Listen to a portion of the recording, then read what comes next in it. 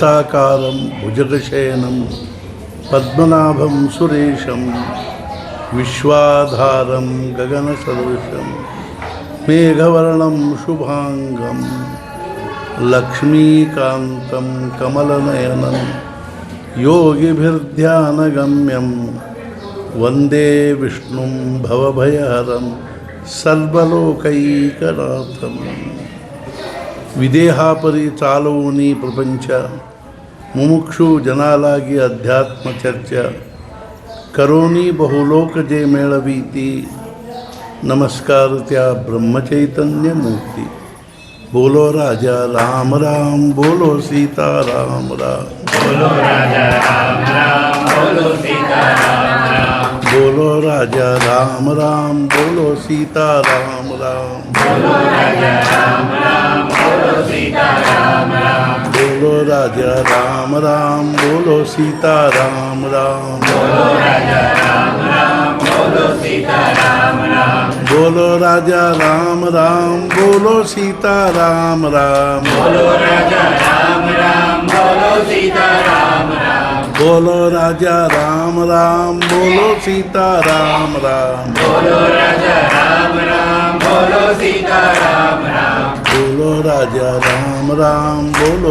सीता राम राम बोलो राजा राम राम बोलो सीता राम राम बोलो राजा राम राम बोलो सीता राम राम बोलो राजा राम राम बोलो सीता राम राम जानकी जीवन स्मरण जय ಕೂತು ಬರ್ರಿ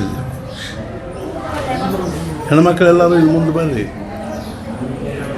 ಹಿಂದೆ ಜಾಗ ಬಿಡ್ರಿ ಆಮೇಲೆ ಬಂದವ್ರು ಕೂಡ್ಲಿಕ್ಕೆ ಎಲ್ಲರೂ ಎದ್ದು ಬರ್ರಿ ಮುಂದೆ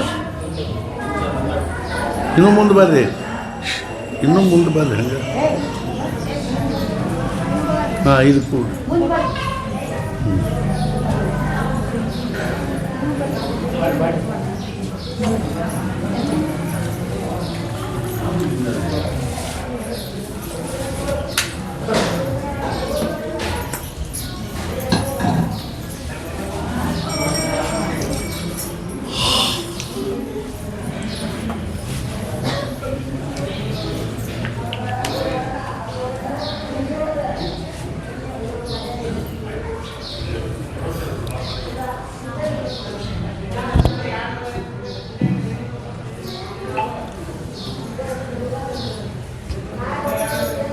ತುಕಾರಾಮ್ ಮಹಾರಾಜರು ಸಣ್ಣ ಸಣ್ಣ ಹಳ್ಳಿಗಳಿಗಾಗಲಿ ಅಥವಾ ಹತ್ತಿರ ಅವ್ರೂರು ದೇಹು ಅಂತ ದೇಹದ ಸುತ್ತಮುತ್ತಲೂ ಎಲ್ಲಿಯಾದರೂ ಕೀರ್ತನ ಇದ್ರೆ ಹೋಗ್ತೀವಿ. ಕೀರ್ತನ ಅಂದರೆ ಹರಿಕಥೆ. ಸ್ವಾಭಾವಿಕವಾಗಿ ಕೀರ್ತನಕಾರರು ಏನು ಮಾಡ್ತಾರಂದ್ರೆ ಪ್ರಾರಂಭದಲ್ಲಿ ಒಂದು ಶ್ಲೋಕ ಹೇಳ್ತಾರೆ, ಆಮೇಲೆ ತಾವು ಸ್ವತಃ ಏನದ ನಾಮಗರ್ಜನೆ ಮಾಡ್ತಾರೆ. ಈಗ ನಾವು ಮಾಡಿದ್ವಲ್ಲ, ಬೋಲೋ ರಾಜ ರಾಮ ರಾಮ್ ಬೋಲೋ ಸೀತಾ ರಾಮ ರಾಮ್ ಅನ್ನೋ ಹಂಗೆ ಅವರು ವಾರ್ಕರಿ ಸಂಪ್ರದಾಯದಲ್ಲಿ ರಾಮಕೃಷ್ಣ ಹರಿ ರಾಮಕೃಷ್ಣ ಹರಿ ರಾಮಕೃಷ್ಣ ಹರಿ ಹಿಂದೆ ಮುಂದೆ ಸರ್ಕೋತ ಅಂತಿದ್ರು. ನಾವು ಸಣ್ಣವರಿದ್ದಾಗ ನಮ್ಮೂರಿಗೆ ಸಂತರು ಬರ್ತಿದ್ರು. 3 ದಿವಸ ವಿಠ್ಠಲ ದೇವ್ರ ಗುಡಿ ಅದ ನಮ್ಮದು. ಅಲ್ಲಿ ಭಾಳಷ್ಟು ಜನ ಸಂತರು ಬರ್ತಿದ್ರು. 3 ದಿವಸ ಅವ್ರದ್ದು ದಿಂಡಿ ನಡೀತಿತ್ತು. ನಾವು ಸಣ್ಣ ಸಣ್ಣ ಹುಡುಗರು ಇದ್ದೀವಿ ಅವಾಗ, 6ನೇತೆ 7ನೇತೆ ಹಿಂಗೆ. ಅವರು ರಾಮಕೃಷ್ಣ ಹರಿ ರಾಮಕೃಷ್ಣ ಹರಿ ಅನ್ನಬೇಕು. ನಾವು ಹಿಂದೆ ನಿಂತು ಹಿಂದಕ್ಕೆ ಮುಂದಕ್ಕೆ ಸರಿ ಹಿಂದಕ್ಕೆ ಅವ್ರು ಹಿಂಗೆ ಹಿಂಗೆ ಕಾಲ್ ಮಾಡ್ತಿರಲ್ಲ,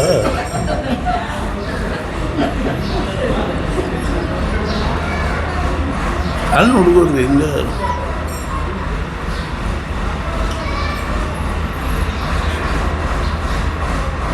ಅವರು ಪಾಂಡುರಂಗ ಧ್ಯಾನಿ ಅನ್ಬೇಕ.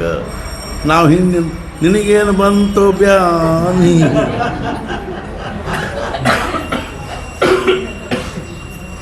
ಹಂಗೆಲ್ಲ ಮಾಡಬಾರ್ದು.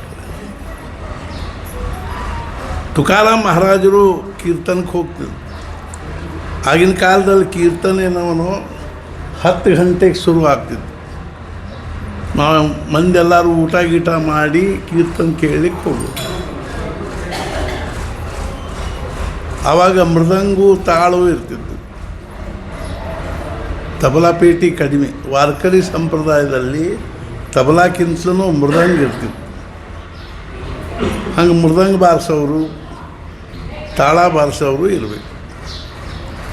ಇವ್ರು 10 ಗಂಟೆಗೆ ಪಾಂಡುರಂಗನ ಒಂದು ಧ್ಯಾನ ಶ್ಲೋಕ ಹೇಳಬೇಕು.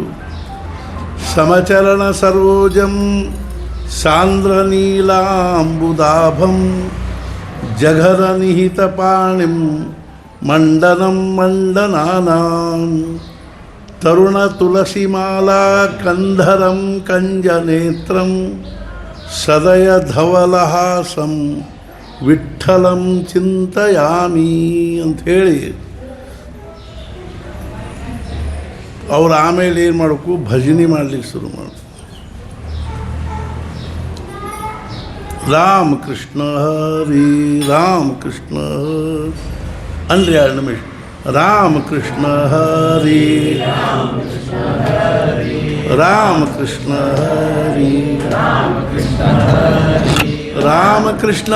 ಹರಿ ರಾಮಕೃಷ್ಣ ಹರಿ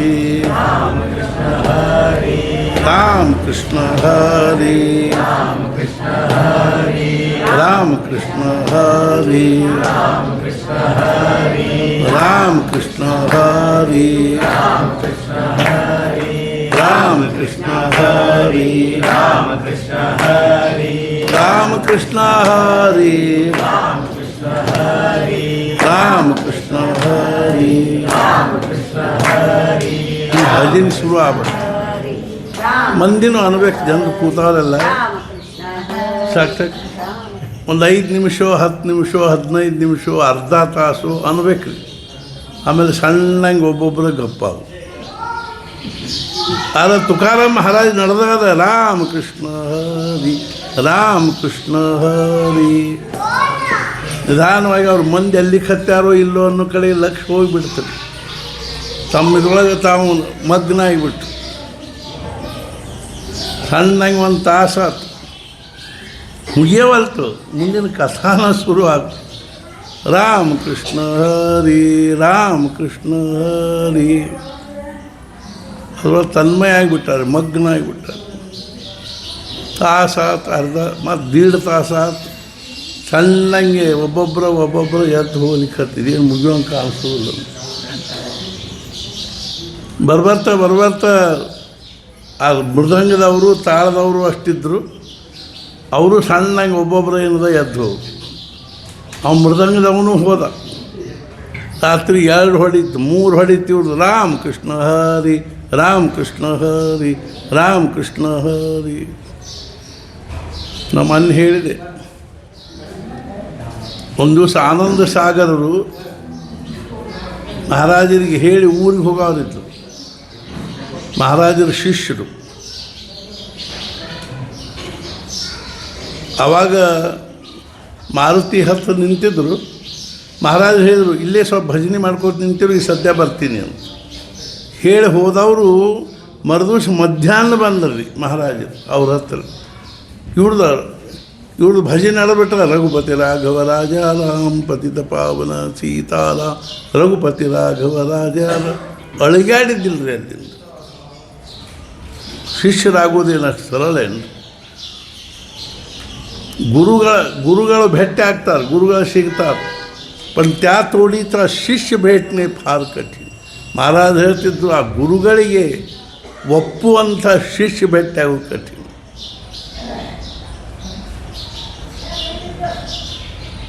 ಒಂದು ವ್ಯಕ್ತಿಯಲ್ಲಿ ನಾವು ಗುರುತ್ವದ ಭಾವನೆಯನ್ನು ಹೊಂದಿ ಯಾವ ಪ್ರಮಾಣದಲ್ಲಿ ಶಿಷ್ಯರಾಗ್ತೀವೋ ಆ ಪ್ರಮಾಣದಲ್ಲಿ ವಿಶ್ವವ್ಯಾಪಿಯಾಗಿರ್ತಕ್ಕಂಥ ಗುರು ತತ್ವ ಆ ವ್ಯಕ್ತಿಯ ಮೂಲಕವಾಗಿ ನಮಗೆ ಅನುಗ್ರಹ ಮಾಡ್ತಾರೆ. ಆ ವ್ಯಕ್ತಿ ಯಾರಾದರೂ ಇರ್ಬೋದು. ಹಂಗೆ ಒಂದು ಮೂರ್ತಿ ಒಳಗೆ ಪರಮಾತ್ಮ ಭಾವವನ್ನು ಹೊಂದಿ ನಾವು ಎಷ್ಟು ಪ್ರಮಾಣದಲ್ಲಿ ಭಕ್ತರಾಗ್ತೀವೋ ಅಷ್ಟ ಪ್ರಮಾಣದಲ್ಲಿ ವಿಶ್ವವ್ಯಾಪಿಯಾಗಿರ್ತಕ್ಕಂಥ ಪರಮಾತ್ಮ ತತ್ವ ಆ ಮೂರ್ತಿಯ ಮೂಲಕವಾಗಿ ನಮ್ಮ ಅನುಗ್ರಹ ಮಾಡ್ತಾರೆ. ಮೂರ್ತಿ ಯಾವುದಾದ್ರೂ ಇರ್ಬೋದು. ಇಲ್ಲಿ ನೋಡ್ರಿ, ಇಲ್ಲೇ ಇದೆ ಇವ್ರು ಅಂದ್ರೆ ಪಾಟೀಲ್ ಅವರು ಒಂದು ಸ್ವಯಂಭೂ ರೀ. ಹೆಬ್ಬಳ್ಳಿ ಒಳಗೂ ಒಬ್ಬ ಸ್ವಯಂಭೂ ಮಾರುತಿ ಇದ್ದ. ಅಲ್ಲೇ ನರೇಂದ್ರ ಅಂತ ಊರದ.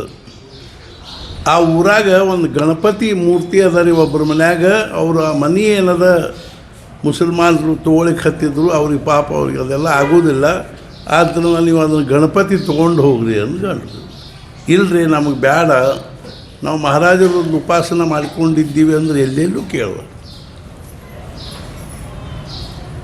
ಅದನ್ನು ಸುಮಾರು 100 ವರ್ಷಗಳ ಹಿಂದೆ ಅಲ್ಲಿ ನರೇಂದ್ರ ಮುಂದೆ ಒಂದು ಕೆರೆ ಅದ. ಆ ಕೆರೆ ಒಳಗೆ ಡಬ್ ಬಿದ್ದಿತ್ತು.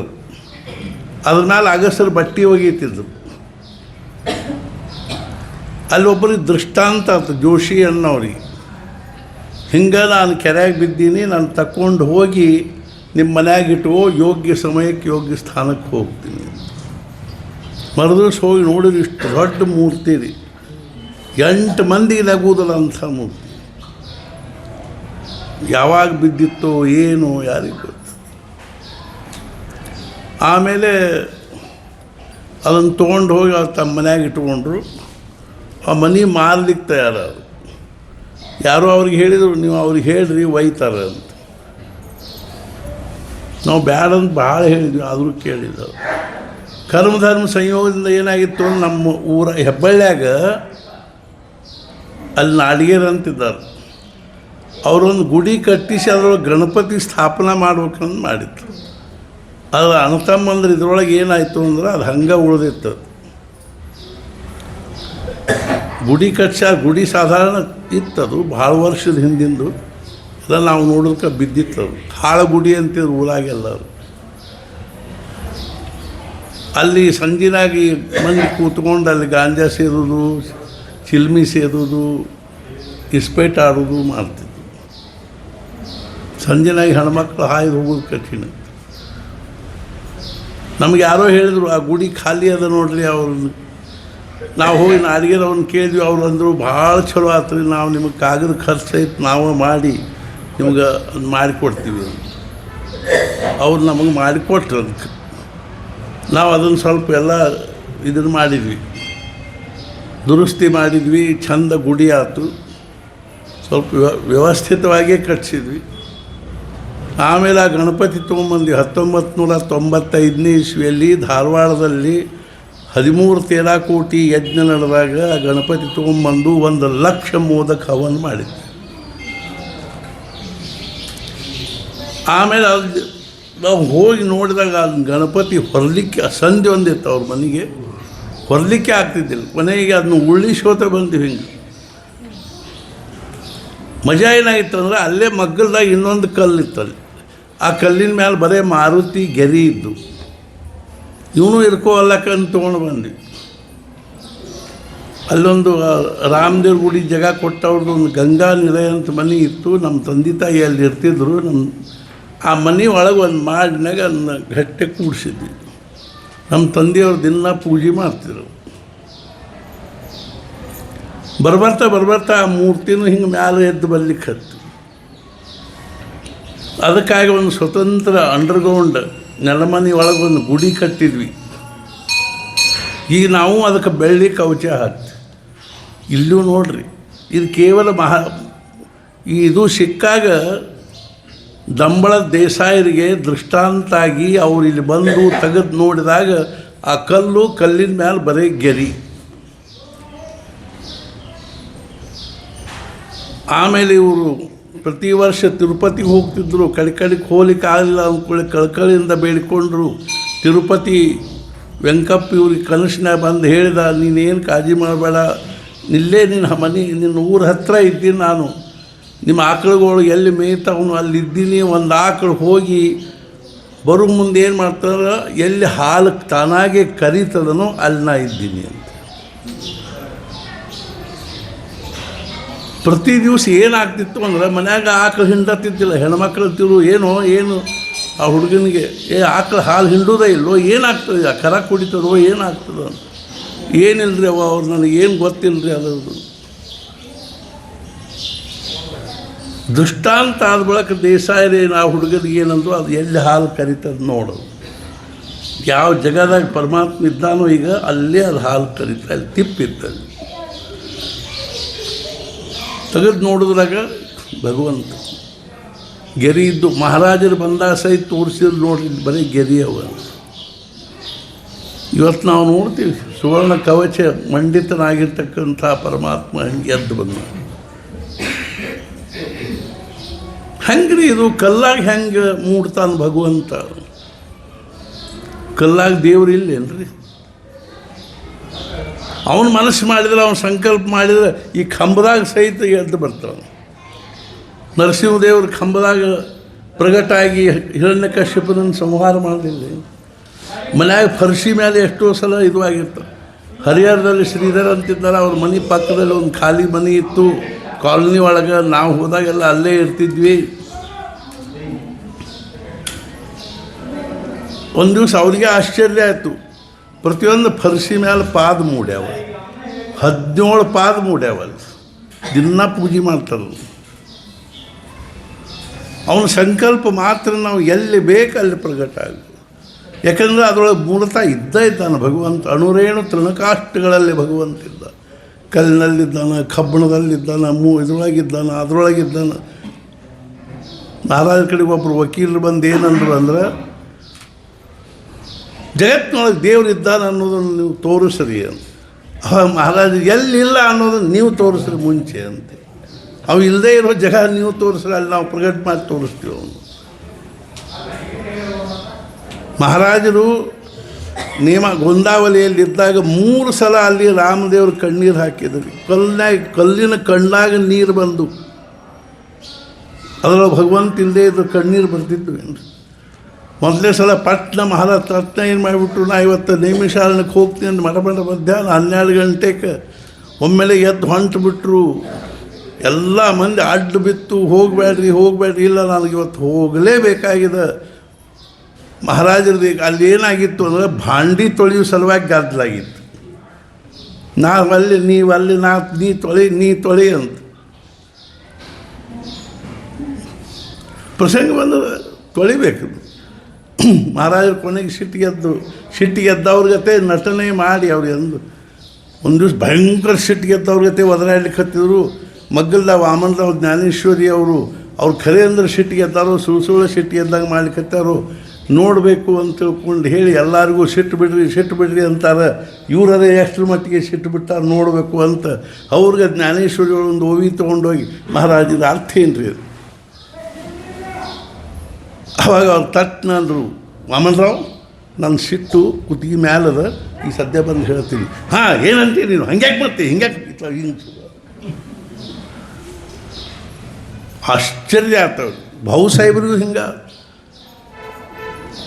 ಹಳ್ಳ ದಂಡಿ ಮೇಲೆ ಪಟಾಯಿತ್ ಮೌಸಿ ಅಂತಿದ್ದು, ಆಕಿಗೂ ಊರಾಗಿನ ಆಕಿಗೂ ಜಗಳ ಆಯ್ತು. ಆಕಿನೂ ಒದರಾಡಿದ್ಲು, ಈಕಿನೂ ಒದರಾಡಿದ್ಲು. ಅಲ್ಲಿ ಮಂದಿರಕ್ಕೆ ಬಂದು ಆ ಪಟಾಯಿತ್ ಮೌಸಿ ಹೇಳಿದ, ಆಕಿ ನಾನು ಹಂಗೆ ಬೈದ್ಲು ಹಿಂಗೆ ಬೈದ್ಲು ಅಂತ. ಹೆಣ್ಮಕ್ಳಿಗೆ ಹೇಳೋದೇನು ಕೇಳೋದು. ಮಹಾರಾಜರು ಆಕಿನ ಕರೆಸಿದ್ರು, ಯಾಕೆ ಬೈದು ನೀನು ಹಿಂಗೆಲ್ಲ? ಎಷ್ಟು ಸಿಟ್ಟಿಗೆದ್ದ ಹೆಣ್ಮಗಳಿಗೆ ಬೈಲಿಕ್ಕೆ ಹತ್ತಿದ್ದು, ಒದರಾಡ್ಲಿಕ್ಕೆ ಹತ್ತಿದ್ದು. ಅವ್ರ ಕಿವಿಯೆಲ್ಲ ಕೆಂಪಾಗಿದ್ದು.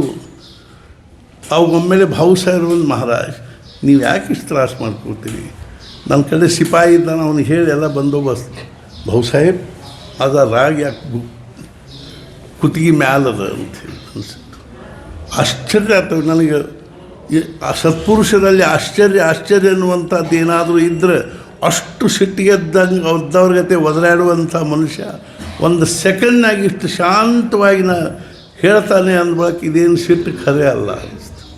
ಇರ್ಕೋತ ಅರ್ಥಾತ್ ನೈಮಿಷಾರಣ್ಯಕ್ಕೆ ಹೊಂಟರು, ಟಾಂಗಾದಾಗ ಕೂತರು. ಅಲ್ಲಿ ಒಬ್ಬರು ರಾಮದೇವ್ರ ಗುಡಿ ಒಳಗೆ ರಾಮದೇವ್ರ ಮುಂದೆ ಒಬ್ಬರು ಜಪ ಮಾಡ್ಕೋತ ನಿಂತಿದ್ರು. ಸಹಜ ಅವ್ರ ದೃಷ್ಟಿ ಏನದ ರಾಮದೇವ್ರ ಕಡೆ ಮಾರಿ ಕಡೆಗೆ ಹೋದ್ರು. ನೋಡ್ತಾರೆ ಕಣ್ಣಾಗಿಂದ ದಳ ದಳ ಹನಿ ಹನಿ ಹನಿ ನೀರು ಬಿದ್ದು ಕೆಳಗೆ ಬೀಳಿಕ್ಕೆ, ನೀರು ಉದುರಿ ಗಾಬರಿ ಆದ್ರೆ ಅವ್ರು ಹೋಗಿ ಓಡ್ಕೋತ, ಮಹಾರಾಜ್ ತಾಂಬ ನಿಂದ್ರಿ. ಮಹಾರಾಜ ಟಾಂಗ ನಿಂದಿರಿಸಿದ್ರು. ಯಾಕೆ ಏನಾಯ್ತು ಅಂತ. ಇಲ್ಲ, ರಾಮದೇವರು ಅಳ್ಳಿಕ್ಕೆ ಹತ್ಯಾರ. ಹಾಂ ಅಂದಾರ ಬಡ ಬಂದರು. ಕೈಕಾಲು ತೊಳ್ಕೊಂಡು ಮಡಿ ಲಂಗೋಟಿ ಹಾಕ್ಕೊಂಡು ರಾಮದೇವ್ರ ಮುಂದೆ ನಿಂತು ಅಗದಿ ಮೃದುವಾದ ವಸ್ತ್ರದಿಂದ ಒರೆಸ್ತಾ ಇದ್ದ ರಾಮ. ಅಳಬೇಡ ಅಂತ. ನಾನು ಹೋಗಬಾರ್ದು ಅನ್ನೋದು ನಿನ್ನ ಇಚ್ಛೆ. ನಾನಲ್ಲಿ ಹೋಗಿ ಏನು ಮಾಡಲಿ, ಅಳಬೇಡ. ಅರ್ಧ ತಾಸು ಕಣ್ಣಾಗಿಂದ ನೀರು ಬರ್ಲಿಕ್ಕೆ. ಭಾವು ಸಾಹೇಬ್ರಿಗೆ ಹೇಳಿದ್ರು, ಭಾವು ಸಾಹೇಬ್ ಅಲ್ಲಿ ಹಿಂದೆ ಏನಾದ್ರು ನೀರು ಪಾರದ ಏನು ನೋಡ್ರಿ, ರಾಮದೇವ್ರ ಕಣ್ಣಾಗ ನೀರು ಬರ್ಲಿಕ್ಕೆ ಹತ್ತಾರ. ಮುಂದಾದ ಸಮಾಚಾರ ಇಲ್ಲ. ಕೇಸರಿ ಪುಣೆದ ಕೇಸರಿ ಪತ್ರಿಕೆ ಒಳಗೆ ಬಂತು.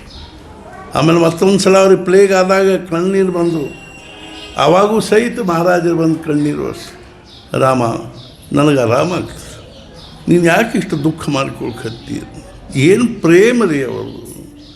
ಮಹಾರಾಜ ನನ್ನ ಚರಿತ್ರೆ ಒಳಗಿಂದ ಪ್ರೇಮ ಅನ್ನೋ 2 ಅಕ್ಷರ ತೆಗೆದುಬಿಟ್ರೆ ನನ್ನ ಚರಿತ್ರೆನೇ ಇಲ್ಲ. ಮೂರ್ತಿಮಂತ ಪ್ರೇಮ ರೀ, ಪ್ರೇಮ ಬ್ರಹ್ಮ.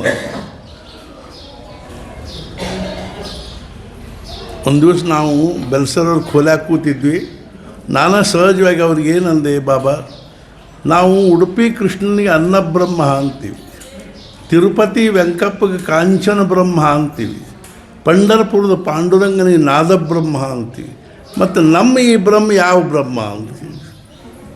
ನಾಮಬ್ರಹ್ಮ ಏನು? ಅಲ್ಲ ಮತ್ತೇನು? ಪ್ರೇಮ ಬ್ರಹ್ಮ. ಮಹಾರಾಜರು ಅಂದ್ರೆ ಪ್ರೇಮ ಬ್ರಹ್ಮ, ಮೂರ್ತಿಮಂತ ಪ್ರೇಮ. 3ನೇ ಸಲ ಅವ್ರ ದೇಹ ಬಿಡೋಕ್ಕಿಂತ 4 ದಿವಸ ಮುಂಚೆ ಕಣ್ಣೀರು ಬಂದು. ಎಲ್ಲಿ ಕಲ್ಲಿನಾಗ ಹೆಂಗೆ ಬಂದು ರೀ ಅವು? ನಮ್ಮ ಭಾವನೆ, ನಿಜವಾದ ಭಾವನೆ ಇದ್ದದ್ದಾದ್ರೆ ಕಲ್ಲೊಳಗೂ ಆ ಪರಮಾತ್ಮ ಪ್ರಗಟ ಆಗ್ತದೆ. ಅಣುರೇಣು ತೃಣಕಾಷ್ಠಗಳಲ್ಲಿ ತುಂಬಿರ್ತಾನ ಅಂತ ತಿಳ್ಕೊಂಡು ಶಾಸ್ತ್ರಗಳು, ಪುರಾಣಗಳು, ವೇದಗಳು, ಉಪನಿಷತ್ತುಗಳು ನೇಹನಾನಾಸ್ತಿ ಕಿಂಚನ, ಈಗ ಪರಮಾತ್ಮ ಮಾತ್ರ ಇದ್ದಾನೆ ಅಂತ ತಿಳ್ಕೊಳ್ತಾ ಇದ್ದೀವಿ. ಆದರೆ ಭಗವಂತನನ್ನು ನಾವು ಹೆಂಗೆ ಒಲಿಸ್ಕೋಬೇಕ್ರಿ ಅವನು. ಬ್ರಹ್ಮಾನಂದ ಮಹಾರಾಜರು ಇಲ್ಲಿದ್ದುಕೊಂಡು ಅನಂತ ಶಾಸ್ತ್ರಿ ಅಂತ ಹೆಸರಿತ್ತು. ಇಲ್ಲಿದ್ದುಕೊಂಡು ಅವರು ತಪಶ್ಚರ್ಯ ಮಾಡುವ ಹೊತ್ತಿನಾಗ ಪರಮಾತ್ಮನದ್ದು ಅವ್ರಿಗೆ ದೃಷ್ಟಾಂತ ಆಯ್ತು. ನೀನು ಉತ್ತರ ಭಾರತಕ್ಕೆ ಹೋಗು, ಸದ್ಗುರುಗಳ ಅನುಗ್ರಹ ಆಗದ ಹೊರತು ಜೀವನದಲ್ಲಿ ಚಿಜ್ಜಡ ಗ್ರಂಥಿ, ಅಜ್ಞಾನದ ಗ್ರಂಥಿ ಬಿಚ್ಚಲಿಕ್ಕೆ ಶಕ್ಕಿಲ್ಪ. ಆದ್ದರಿಂದ ನಿನ್ನ ಸದ್ಗುರುಗಳು ಉತ್ತರ ಭಾರತದಲ್ಲಿ ಕಾಯ್ಲಿಕ್ಕೆ ಹತ್ಯಾರ, ನಿನ್ನ ಸಲುವಾಗಿ ಅಲ್ಲಿಗೆ ಹೋಗು. ನಾ ಹೋಗಂಗಿಲ್ಲ ಅಂತ. ನೀನ ನನಗೆ ಗುರು, ನೀನ ನನಗೆ ಭಗವಂತ, ನಾನು ನಿನ್ನ ಬಿಟ್ಟು ಹೋಗುವುದಿಲ್ಲ. ನಮಗೀಗ ಅದ ಅನ್ನಿಸ್ತು. ಯಾವ ನಿಷ್ಠಾದ ಮೇಲೆ ಅವರು ಇಲ್ಲಿಷ್ಟು ಕಷ್ಟಪಟ್ಟರು, ಎಷ್ಟು ತಮ್ಮ ಆಯುಷ್ಯವನ್ನು ಇದರೊಳಗೆ ಶ್ರಮಿಸಿದರು. ಇಲ್ಲೇನಾದರೂ ಅವರಿಗೆ ಆ ಭಗವಂತನ ಒಂದು ಸಾನ್ನಿಧ್ಯದ ಅನುಭವ ಬಂದಿರಲಿಕ್ಕೆ ಬೇಕಲ್ಲ. ಇವತ್ತು ನಾವು ನೋಡ್ತೀವಿ, ಸಹಸ್ರಾರು ಜನರು ಬರ್ತಾರೆ, ಎಷ್ಟು ಭಕ್ತಿ ಭಾವದಿಂದ. ಪಂಢರಪುರದ ಪಾಂಡುರಂಗ ಕಲ್ಲ, ಒಂದು ಕಡೆ ಮಹಾರಾಜ ಹೇಳಿದರು, ಶಾಲಿಗ್ರಾಮ ಶಿಲಾ ಅಲ್ಲ, ಪಾಂಢರಪುರದ ಪಾಂಡುರಂಗ ಕಲ್ಲಲ್ಲ, ಗಂಗಾ ಸಾಮಾನ್ಯ ನೀರಲ್ಲ ಅಂತ. ಶಾಲಿಗ್ರಾಮ ಏನು ಬರೀ ಒಂದು ಕಲ್ಲು, ಶಿಲಾ ಏನು? ಅಥವಾ ಪಂಢರಪುರದ ಪಾಂಡುರಂಗ ಏನು ಬರೀ ಒಂದು ಕಲ್ಲೇನು, ಕಲ್ಲಿನ ಮೂರ್ತಿ ಏನು? ನಾವು ಅಂತಿರ್ತೀವಿ ಪಂಢರಪುರದ ಪಾಂಡುರಂಗನಿಗಿಂತಲೂ ನಮ್ಮ ಊರಾಗಿನ ಮೂರ್ತಿನ ಚಂದದ, ನಿಮ್ಮ ಊರಾಗಿನ ಮೂರ್ತಿ ಚಂದದ. ಆದರೆ ಪಂಢರಪುರದ ಪಾಂಡುರಂಗ ಅಲ್ಲಿಗೆ ಶಕ್ಯದ ಇಲ್ಲ. ಹೆಂಗೋ ಹಂಗೆ ತಿರುಪತಿಯ ವೆಂಕಪ್ಪನ ಇಲ್ಲಿ ಸಾಕ್ಷಾತ್ ವೆಂಕಟೇಶನ ಇಲ್ಲಿ ಪ್ರಗಟ ಆಗ್ಯಾರ. ಅವನ ಒಂದು ಅಪೇಕ್ಷೆಗೆ ಅನುಸಾರವಾಗಿ ಅವನು ಇಲ್ಲಿ ಪ್ರಗಟ ಆಗ್ಯಾರ. ಇಲ್ಲಿ ನಾವು ಭಕ್ತಿ ಭಾವದಿಂದ ಅವನನ್ನು ಭಜಿಸಿದ್ರೆ, ಅವನ ನಾಮಸ್ಮರಣೆ ಮಾಡಿದ್ರೆ, ನೀವು ಬಾಕಿದು ಏನೂ ಮಾಡಬೇಕು. ಅವನ ಮುಂದೆ 5 ನಿಮಿಷ ಕಣ್ ತಕ್ಕೊಂಡು ಅವನ ಕಡೆ ದೃಷ್ಟಿಯಿಂದ, ಪ್ರೇಮ ದೃಷ್ಟಿಯಿಂದ ನೋಡ್ಕೋತ ನಿಂದರು. ಅವನ ದೃಷ್ಟಿಯೊಳಗೆ ಎಂಥ ಸಾಮರ್ಥ್ಯದ ಅಂದ್ರೆ, ನಮ್ಮ ಆದಿ ಭೌತಿಕ, ಆದಿ ದೈವಿಕ, ಆಧ್ಯಾತ್ಮಿಕ ತಾಪಗಳೆಲ್ಲ ದೂರಾಗಿ ಮನಸ್ಸಿ ಸಮಾಧಾನ. ಸದ್ಗುರುಗಳ ದೃಷ್ಟಿಯಲ್ಲಿ ಎಂಥ ಸಾಮರ್ಥ್ಯ. ಒಂದು ಉದಾಹರಣೆ ಹೇಳ್ತೀನಿ. ಸದ್ಗುರು ಲೀಲಾಮೃತನ ಪುಸ್ತಕದ ನೋಡ್ರಿ. ಅದನ್ನು ಯಾರು ಬರ್ದಾರ? ಫಡ್ಕೆ ಅನ್ನೋರು ಬರ್ದಾರ. ಅವರು ಏನು ಮಾಡಿದರು ಅಂದ್ರೆ ಮುಂಚೆ ಬೆಳಗಾವ್ದಾಗ ಒಂದು ಆಯುರ್ವೇದ ದವಾಖಾನೆ ತಕ್ಕೊಂಡಿದ್ರು. ಅವ್ರಿಗೆ ದೇವರು ಈ ಸಾಧು ಸತ್ಪುರುಷರಲ್ಲಿ ಅವ್ರಿಗೆ ವಿಶ್ವಾಸ ಇರಲಿಲ್ಲ. ಗೋಪಾಳ ವಿಷ್ಣು ಫಡ್ಕೆ ಅಂತ. ಆದರೆ ಅವರು ಸ್ವತಃ ಏನಿದ್ದು ಅಂದ್ರೆ ಫ್ರೀಡಮ್ ಫೈಟರ್ ಆಗಿತ್ತು. ಸ್ವಾತಂತ್ರ್ಯ, ದೇಶಭಕ್ತಿ ಇದ್ರ ಬಗ್ಗೆ ಅವರಿಗೆ ಅಭಿಮಾನ ಇತ್ತು. ಅಲ್ಲಿ ಕಾಗವಾಡದಲ್ಲಿದ್ದಾಗ ಏನಾಯಿತು ಅಂದ್ರೆ ಅಲ್ಲೊಬ್ಬರು ಗಣೂಬುವ ರಾಮದಾಸಿ ಅಂತಿತ್ತು. ಅದು ಒಂದು ದೊಡ್ಡ ಕಥಿನ ಅದರಲ್ಲಿ. ಆ ಗಣೂಬುವ ರಾಮದಾಸಿಯವರು ಮಹಾರಾಜರ ಶಿಷ್ಯರು ಮತ್ತು ಭಗವಂತನ ಖರೇಂದ್ರೂ ಭಕ್ತರು ಮನಃಪೂರ್ವಕವಾಗಿ. ಅವ್ರು ತಮ್ಮ ಮನೆಯೊಳಗೆ ರಾಮದೇವರು ಸ್ಥಾಪನಾ ಮಾಡಿಕೊಂಡು ಮಾರುತಿ ಸ್ಥಾಪನಾ ಮಾಡಿದ್ರು. ಅದಕ್ಕೆ ಒಂದೇನೋ ಸಂದರ್ಭದಲ್ಲಿ ಆ ಮಾರುತಿ ಭಿನ್ನ ಆದ ಕೂಡ ಅವ್ರ ಮನಸ್ಸಿಗೆ ಬಹಳ ಅಸಮಾಧಾನ. ಅವ್ರು ಮಹಾರಾಜ ಕಡೆಗೆ ಹೋಗಿ, ಮಹಾರಾಜ್ ನಮ್ಮ ರಾಮದೇವರ ಮುಂದಿನ ಮಾರುತಿ ಭಿನ್ನ ಆಗ್ಯಾನ, ತಾವ ಬಂದು ಸ್ವತಃ ಸ್ಥಾಪನಾ ಮಾಡಿ ಆಗಲಿ ನಾ ಬರ್ತೀನಿ ಅಂಥೇಳಿ ಇತ್ಲಾಗಿ ಇವರೆಲ್ಲ ತಯಾರಿ ನಡೆಸಿದ್ರು. 15 ದಿವಸ, ತಿಂಗಳಾದ, 1.5 ತಿಂಗಳಾದ, 2 ತಿಂಗಳಾದ, ಮಹಾರಾಜ ಬರಲೇ ಇಲ್ಲ. ಗಣುಬುವಾದ 4 ಮಂದಿನ ಹೇಳಿ ಕಳಿಸಿದ್ರು. ಹೋಗೋಣ ಅನ್ಕೋತ ಮಹಾರಾಜ ಹಂಗೆ. ಕೊನೆಗೆ ಇವರು ಉಪವಾಸ ಮಾಡ್ಲಿಕ್ಕೆ ಹತ್ತು. ಮಹಾರಾಜ ಬರೋ ತನಕ ನಾವು ಊಟ ಮಾಡೋಂಗಿಲ್ಲ. ಅದು ಮಹಾರಾಜರಿಗೆ ಗೊತ್ತಾದ ಕೂಡ ಮಹಾರಾಜರು ನಡ್ರಿ ಹೋಗೋಣ ಬರ್ಲಿಕ್ಕೆ ಹತ್ತು. ಮಿರರ್ ಸ್ಟೇಷನ್ಯಾಗ ಕೂತಾರೆ ಮಹಾರಾಜ. ಗಣಪತರಾವ್ ಧಾಮ್ಲೆ ಅವ್ರಿಗೆ ಏನಂದ್ರು, ಗಣಪತರಾವ್ ಎತ್ಲಾಗಿನ ಗಾಡಿ ಮುಂಚೆ ಬರ್ತದೆ, ಅದ್ರ ಟಿಕೆಟ್ ತೆಗಿಸಿದ್ರು. ಅಯ್ಯೋ, ಮತ್ತು ಇತ್ಲಾಗಿ ಇವ್ರೇನು ಪರಿಸ್ಥಿತಿ ಆಗಿತ್ತು ಅಂದ್ರೆ ಮಹಾರಾಜರು ಬರಲೇ ಇಲ್ಲ 15 ದಿವಸ ಆತು ಉಪವಾಸ ಅಂತ ತಿಳ್ಕೊಂಡು ಇನ್ನು ವಿಷ ತಗೊಂಡು ಸಾಯಬೇಕು ಅಂತ ಸೋಮಲ್ ಅಂತ ವಿಷ ತಯಾರು ಮಾಡಿಕೊಂಡ್ರು.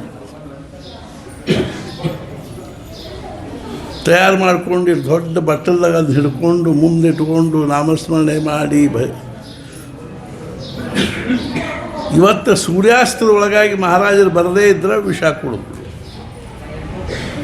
ನೋಡ್ರಿ, ಸದ್ಗುರುಗಳ ಆಗಮನಕ್ಕಾಗಿ ಎಷ್ಟೆಷ್ಟು ಪರಿಯಿಂದ ಕಷ್ಟಪಡ್ಲಿಕ್ಕೆ, ತ್ರಾಸ ಮಾಡ್ಕೊಳ್ಳಿಕ್ಕೆ ತಯಾರಾಗಿ ಮಹಾರಾಜರ ಕಾಗವಾಡ ಸ್ಟೇಷನ್ದಲ್ಲಿ ಮಿರರ್ ಸ್ಟೇಷನ್ದಲ್ಲಿ ಕೂತಾರ. ಕರ್ಮಧರ್ಮ ಸಂಯೋಗದಿಂದ ಕಾಗವಾಡ ಕಡೆ ಹೋಗೋ ಗಾಡಿ ಬಂತು. ಗಣಪತರಾವ್ ದಾಮ್ಲೆ ಅವ್ರಿಗೆ ಹೇಳಿದ್ರು ಟಿಕೆಟ್ ತೆಗಿಸ್ರಿ ಅಂತ. ಆಮೇಲೆ ಒಂದಿಬ್ಬರಿಗೆ ಹೇಳಿದರು, ನೀವು ಮುಂದೆ ಹೋಗ್ರಿ, ನಾವು ಶೇಡ್ಬಾಳ ಕೇಳಿದು ಬರ್ತೀವಿ, ಶೇಡ್ಬಾಳದಿಂದ ಇಬ್ಬರನ್ನ ಮುಂದೆ ಕಳಿಸಿ ನೀವು ಓಡ್ಕೋತ ಹೋಗ್ರಿ. ಸೂರ್ಯಾಸ್ತ ಆಗೋದ್ರೊಳಗಾಗಿ ಅವ್ರ ಮನೆ ಮುಂದೆ ನಿಂತು ಮಹಾರಾಜರು ಬಂದರು ಅಂತ ಹೋದರು.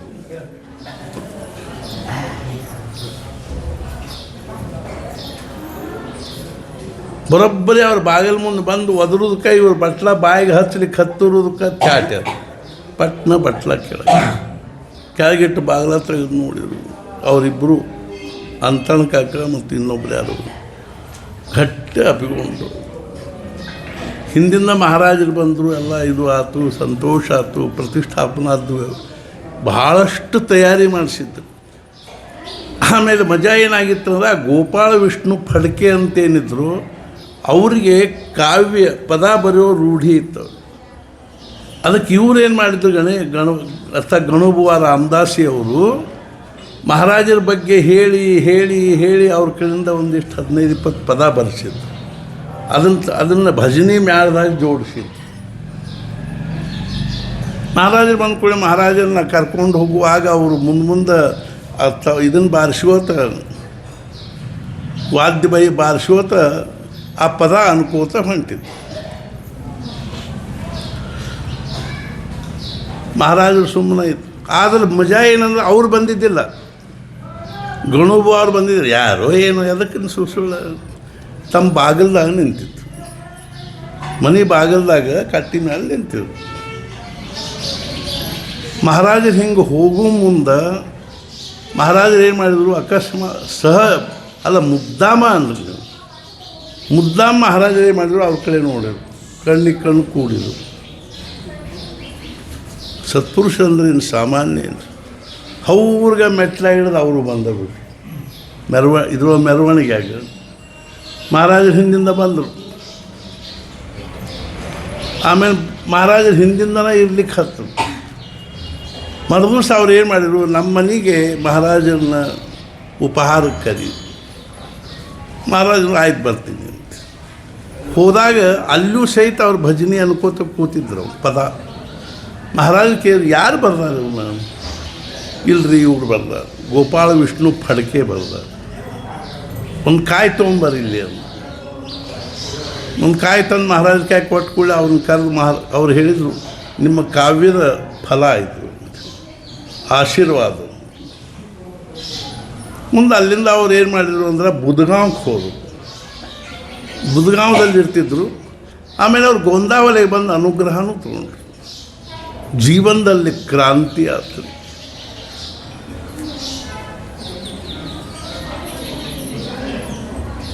ಆಮೇಲೆ ಅನುಗ್ರಹ ತಗೊಂಡ್ರು.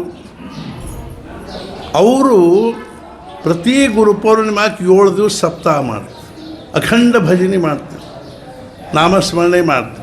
ಒಂದು ರಾತ್ರಿ ಅವ್ರ ಮನೆಗೆ ಬ್ರಹ್ಮಾನಂದ ಮಹಾರಾಜರು ರಾತ್ರಿ 2-3 ತಾಸು ಹೋಗಿ ಭಜನೆ ಮಾಡಿದ್ರು. ಅಷ್ಟೊತ್ತು ಇವ್ರು ಏನು ಮಾಡಿದ್ರು ಅಂದ್ರೆ ಮಹಾರಾಜರ ಬಗ್ಗೆ 13 ಶ್ಲೋಕ ಬರೆದಿಟ್ಟಿದ್ರು ಮರಾಠಿ. ಮಹಾರುದ್ರ ಜಯ ಮಾರುತಿ ರಾಮದಾಸ, ಕಲಿಮಾಜಿತೆ ಜಾಹಲೆ ರಾಮದಾಸ, ಜನ ಉದ್ಧರಾಯ ಪುನಃ ಪ್ರಾಪ್ತ ಹೋತಿ, ನಮಸ್ಕಾರತ್ಯ ಬ್ರಹ್ಮಚೈತನ್ಯ ಮೂರ್ತಿ.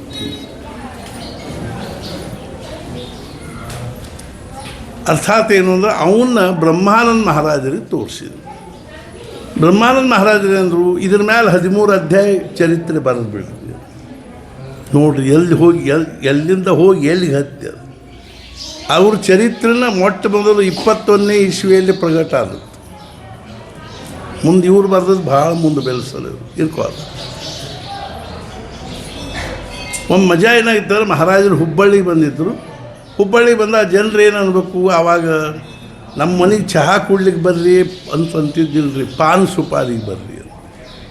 ಮಹಾರಾಜರು ಒಬ್ಬರ ಮನೆಯಿಂದ ಇನ್ನೊಬ್ಬರಿಗೆ ಹೋಗುವಾಗ ಬ್ರಹ್ಮಾನಂದ ಮಹಾರಾಜರು ಏನು ವ್ಯವಸ್ಥೆ ಮಾಡಿದ್ರು ಅಂದ್ರೆ ಒಬ್ಬನ ಕಾಯಿಗೆ ಹಗಲು ದಿವಟಿಗೆ ರಾತ್ರಿ ಹಿಡಿದಿರ್ತೀವಲ್ಲ ನಾವು, ಅದಕ್ಕೆ ಹಗಲು ದಿವಟಿಗೆ ಹಿಡಿಸಿರ್ತಿದ್ರು.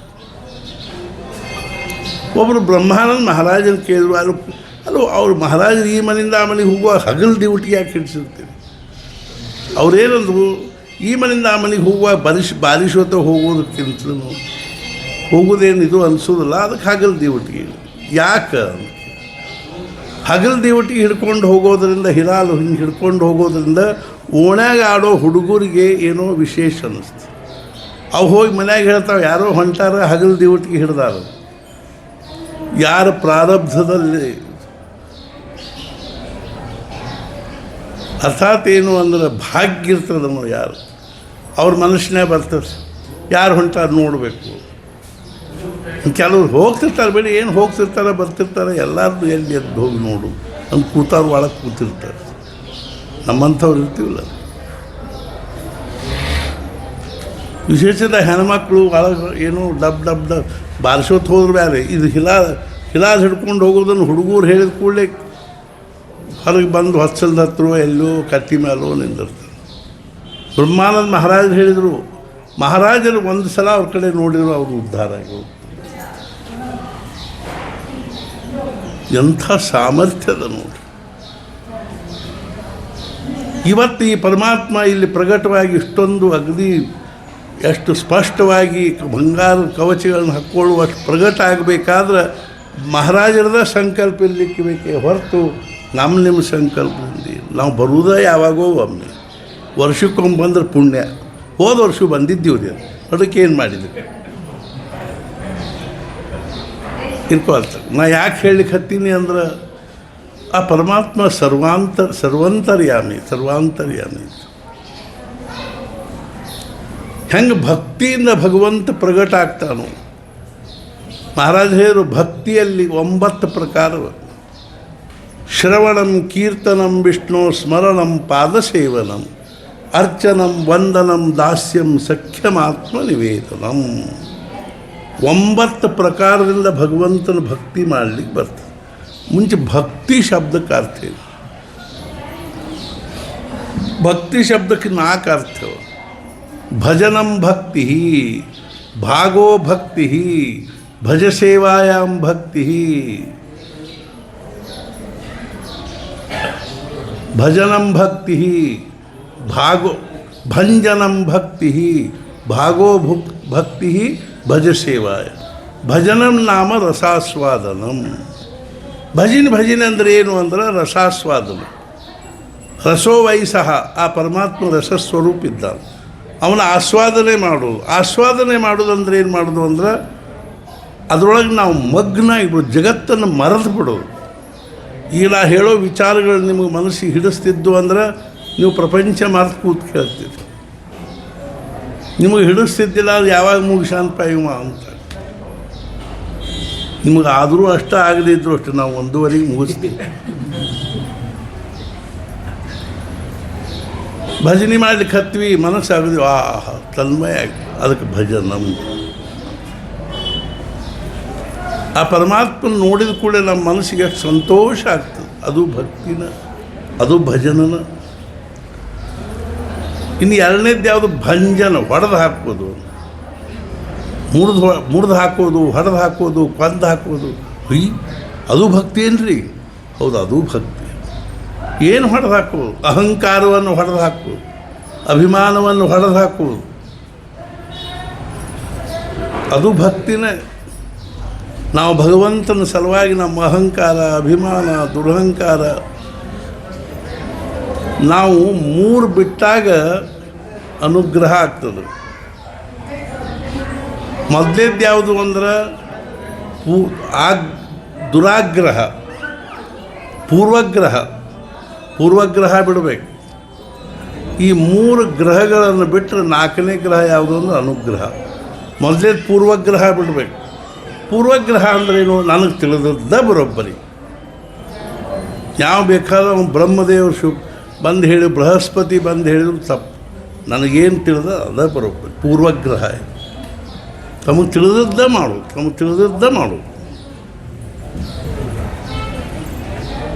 ನಮ್ಮಲ್ಲಿ ಒಬ್ಬರು ಇದ್ದಾರೆ, ಅವ್ರೇನಂತಾರಂದ್ರೆ ಏನೋ ಹೇಳಿಕ್ಕೆ ಹೋಗ್ಕೊಳ್ಳಿ ಮುಂಚೆ ಹ್ಞೂ ಅನ್ನು, ಆಮೇಲೆ ಹೇಳ್ತೀನಿ.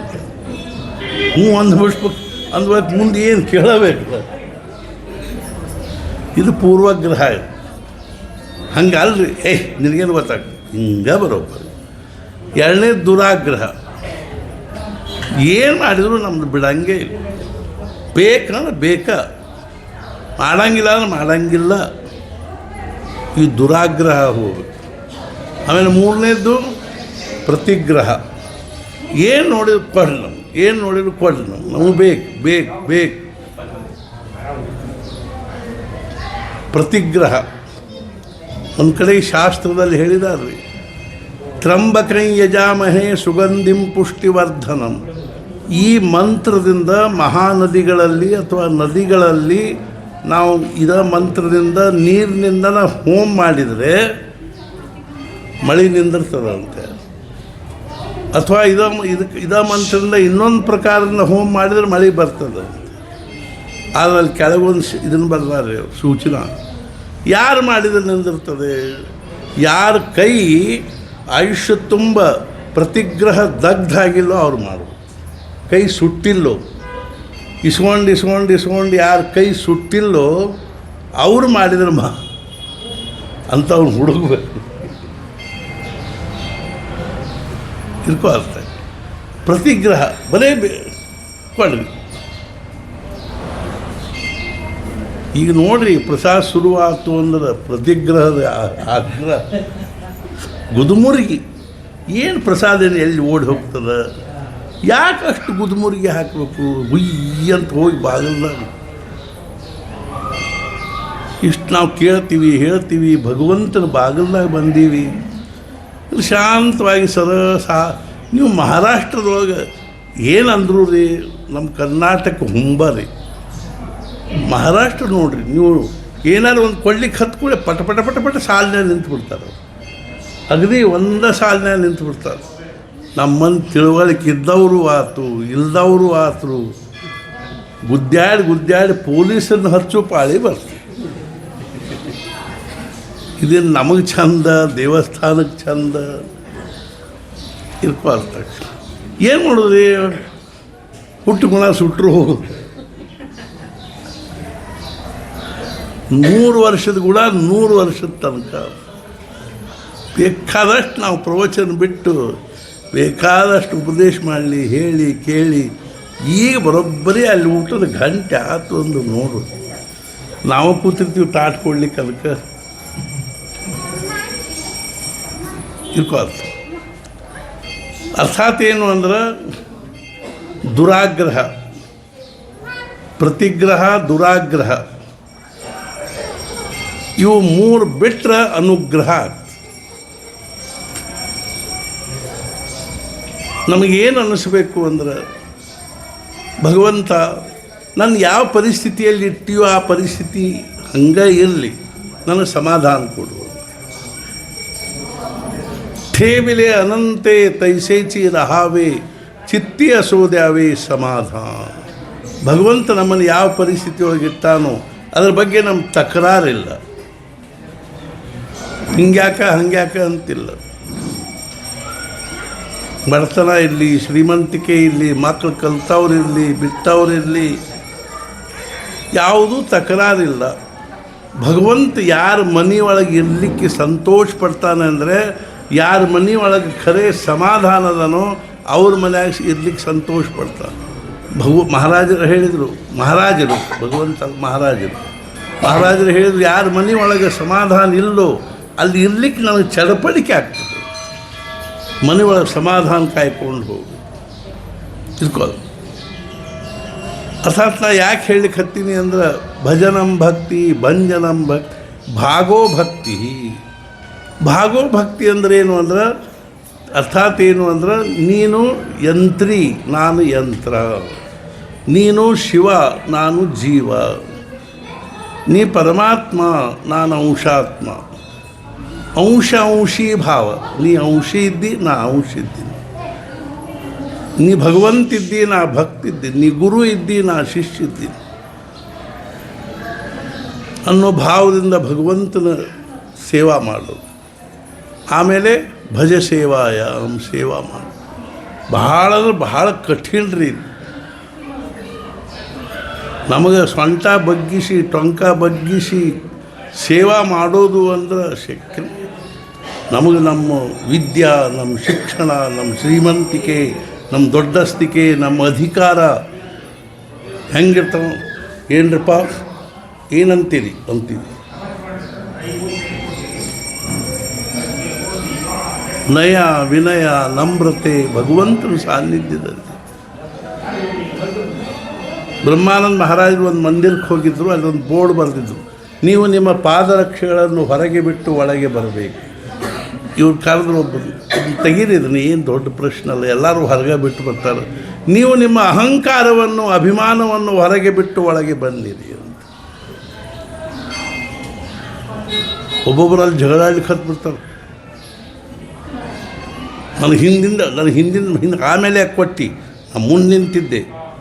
ಹಗ್ಗ ಮಹಾರಾಜರು ಹೇಳಿದರು, ನಾವು ನಮ್ಮ ಪಾಟಿ ತುಂಬ ಬರ್ಕೊಂಡು ಹೋಗಿ ಗುರುಗಳಿಗೆ ಹೇಳಿದ್ವಿ, ನಿಮ್ಮೂ ಒಂದೆರಡು ಅಕ್ಷರ ಬರ್ದು ತೋರಿಸ್ರಿ ಅಂದ್ರೆ, ಅವ್ರು ಬರೆದದ್ದು ತಿಳಿದಿಲ್ಲ, ನಾವು ಬರೆದದ್ದು ತಿಳಿದು.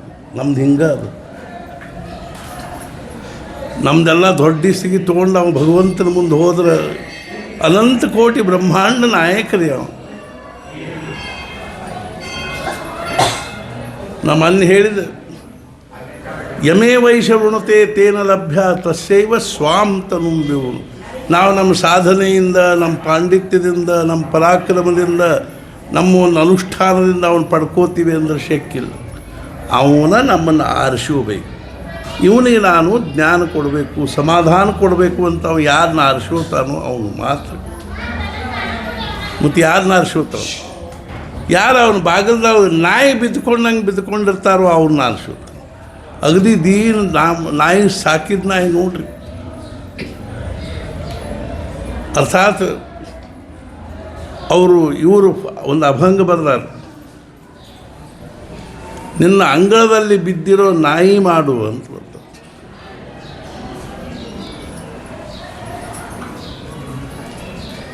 ಅವ್ರ ಹೆಸರೇನೋ ನಾಯಿ ನಾನು, ಸದ್ಗುರು ಅಂಗಳದಲ್ಲಿ ಬಿದ್ದಿರುವ ನಾಯಿ ನಾನು ಹೇಳ್ತಾನೆ. ಅರ್ಥಾತ್ ಏನು ಅಂದ್ರೆ ನಿರಭಿಮಾನರಾಗಿ, ಅರ್ಥಾತ್ ಏನು ನಿರಹಂಕಾರಿಗಳಾಗಿ ಭಗವಂತನ ಹತ್ರ ಹೋದ್ರೆ ಮಾತ್ರ ಅನುಗ್ರಹನೇ ಹೊರತು ನಮ್ಮ ಒಂದು ದೊಡ್ಡಸ್ತಿಗೆ ನಮ್ಮ ಜಂಬ ನಮ್ಮ ಇದನ್ನು ಕೊಚ್ಕೋತು. ಇದಕ್ಕೆ ಭಕ್ತಿ ಅಂತಾರೆ. ಆದರೆ ಮಹಾರಾಜರು ಏನಂದರು, ಇವು 9 ಪ್ರಕಾರ ಇರ್ಕೋ ಅಲ್ವಾಕ. ಇದರೊಳಗೆ ಮೊದಲೇ ಭಕ್ತಿ, ಶ್ರವಣ ಭಕ್ತಿ ಮಾಡಬೇಕು ಅಂದ್ರೆ ಹೇಳೋರೊಬ್ಬರು ಬೇಕ್ರೆ, ಶ್ರವಣ ಮಾಡಿಸೋರೊಬ್ಬರು ಬೇಕಲ್ಲ. ಆದ್ದರಿಂದ ಏನದ, ಇದು ನಮಗೆಲ್ಲರಿಗೂ ಶಕ್ಯ ಆಗೋದಿಲ್ಲ. ಶ್ರವಣ ಮಾಡಿಸೋನ್ನ ಎಲ್ಲಿಂದ ಹುಡ್ಕೊಂಬರ್ಬೇಕು? 1 ದಿವಸ ಅಲ್ಲ, 2 ದಿವಸ ಅಲ್ಲ, ಆಯುಷ್ಯ ತುಂಬ. ಇನ್ನು ಎರಡನೇದ್ದು ಶ್ರವಣಂ ಕೀರ್ತನಂ, ತಾಳಬೇಕು, ಮೇಳಬೇಕು. ತಾಳ ಮೇಳ ಬರೋ ತನಕ ತಾನು ಸ್ವಲ್ಪ ತಾಳಬೇಕು. ದಳಪಡ ಮಾಡಿ ಉಪಯೋಗ ಇಲ್ಲ. ಆ ತಾಳದವ್ರು ಬರಬೇಕು, ಮೇಳದವ್ರು ಬರಬೇಕು. ಅಲ್ಲಿ ತನಕ ಸ್ವಲ್ಪ ತಾಳ್ಕೋಬೇಕಿಲ್ಲ. ಒಂದು ಸಿದ್ಧಾಂತ ಹೇಳಿರ್ತದೆ.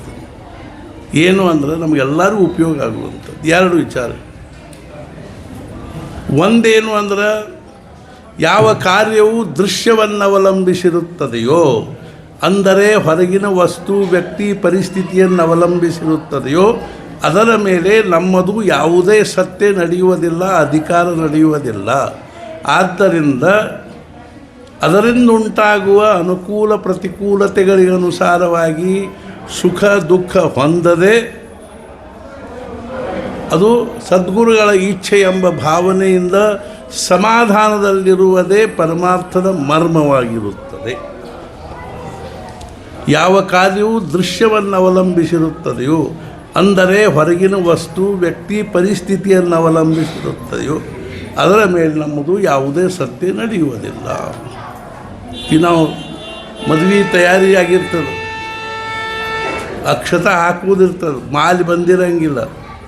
ಮಹಾರಾಜ ಇದ್ರೊಳಗೂ ಒಂದು ಮರ್ಮ ಹೇಳಿದರು. ಈಗ ಹೆಣ್ಮಗಳ ಮದುವೆ ಇರ್ತದೆ, ಅವ ಅಪ್ಪ ಏನು ಮಾಡ್ತಾನೆ, ಮಡಿ ಉಟ್ಕೊಂಡು ಅಲ್ಲೇ ಪುಣ್ಯಾವಚನ ಕರೆದು ಕೂತಿರ್ತಾನೆ. ನಡಕೊಬ್ರು ಇರ್ತಾರೆ ನೋಡ್ರಿ, ಆ ಕರಿ ಬ್ಯಾಗ್ ಹಿಡ್ಕೊಂಡು ಹತ್ಲ ಓಡಾಡ್ತಿರ್ತಾರೆ. ಅದನ್ನ ತೊಗೊಂಬರ್ರಿ, ಇದನ್ನ ತೊಗೊಂಬರ್ರಿ, ಅದನ್ನ ಮಾಡಿ ಇದನ್ನ ಮಾಡಿ. ಇನ್ನು 10 ನಿಮಿಷ ಇರ್ತದೆ ಅಕ್ಷತಾ ಬೀಳೋದಕ್ಕೆ. ಮಾಲಿ ಬಂದಿರಾಗಿಲ್ಲ.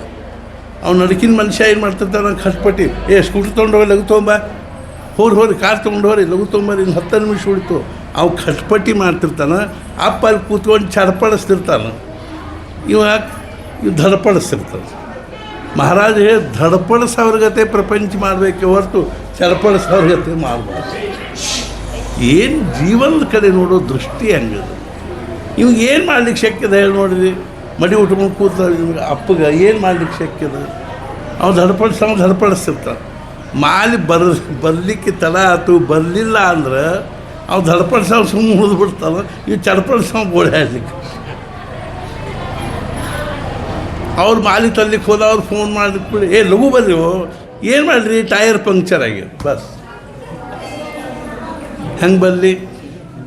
ಯಾವ ಕಾರ್ಯವು ದೃಶ್ಯವನ್ನು ಅವಲಂಬಿಸಿರುತ್ತದೆಯೋ, ಹೊರಗಿನ ವಸ್ತು, ವ್ಯಕ್ತಿ, ಪರಿಸ್ಥಿತಿಯನ್ನು ಅವಲಂಬಿಸಿ ಅದರ ಮೇಲೆ ನಮ್ಮದು ಯಾವುದೇ ಸತ್ಯ ನಡೆಯುವುದಿಲ್ಲ. ಆದ್ದರಿಂದ ನಾವು ಏನು ಮಾಡಬೇಕು ಅಂದರೆ, ಅದರಿಂದ ಉಂಟಾಗುವ ಅನುಕೂಲ ಪ್ರತಿಕೂಲತೆಯ ಭಾವಗಳಲ್ಲಿ ಸಮಾಧಾನವನ್ನು ಕಾಯ್ದುಕೊಂಡು ಅಂತಃಕರಣದಲ್ಲಿ ಅಖಂಡವಾಗಿ ಭಗವಂತನ ನಾಮಸ್ಮರಣೆ ಮಾಡಿಕೊಂಡಿರುವುದೇ ಪರಮಾರ್ಥದ ಮರ್ಮವಾಗಿರುತ್ತದೆ. ಅರ್ಥಾತ್ ಏನು ಅಂದರೆ, ಪ್ರತಿಯೊಂದೂ ಹೊರಗಿನ ಪ್ರಪಂಚದ ಮೇಲೆ ಅವಲಂಬಿಸುಂಟು. ಹಿಂಗಿದ್ದಾಗ ನಾವು ಸಮಾಧಾನದಲ್ಲಿ ಹೆಂಗೆ ಇರ್ಲಿಕ್ಕಾಗ ತಿಳ್ಕೋದು. ನಾ ಏನು ಹೇಳಿಕತ್ತೀನಿ ಅಂದ್ರೆ,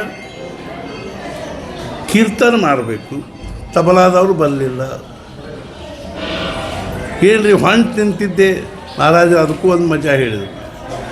ಏನು ಅಂದ್ರೆ, ಹೆಂಗೆ ಆಗ್ತದಪ್ಪ, ವೆಂಕಟಾಪುರಕ್ಕೆ ಹೋಗಬೇಕು ಅಂತೆಲ್ಲ ಬ್ಯಾಗ್ ರೆಡಿ ಮಾಡ್ಕೊಂಡು ಕೂತಿದ್ದೀವಿ ರೀ.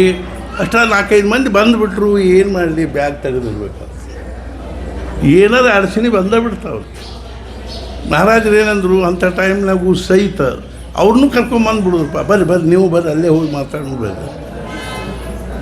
ಮಹಾರಾಜರು ಏನಂದರು, ಒಬ್ಬನ ಕಣ್ಣು ಕಟ್ಟಿ ಒಂದು ಕೋಲ್ಯಾಗ ಬಿಟ್ಟದು, ಬಾಗಿಲ ಹಾಕಿದ. ನೀನು ಗ್ವಾಡಿ ಹಿಂಗೆ ಕೈ ಹಚ್ಕೋತ ಬಾ, ಬಾಗಿಲಕ್ಕೆ ಕೈ ಹತ್ತಿದ ಕೂಡಲೇ ಬಾಗಿಲ ತೆಗೆದು ಹೊರಗೆ ಅವ್ನು ಹ್ಞೂ ಅಂದು ಹಿಂಗೆ ಗ್ವಾಡಿ ಕೈ ಹಚ್ಕೋತ ಬಂದ. ಆ ಬಾಗಿಲು ಬರೋದಕ್ಕೆ ತಲೆ ಕೆರೆಸ್ಲಿಕ್ಕೆ ಹಿಂಗೆ ಒಂದು 2 ಹೆಜ್ಜೆ ಮುಂದಿಟ್ಟ ಮತ್ತೆ ಗ್ವಾಡಿ ಚಾನ್ಸ್ ಹೋಗಿಬಿಟ್ಟು.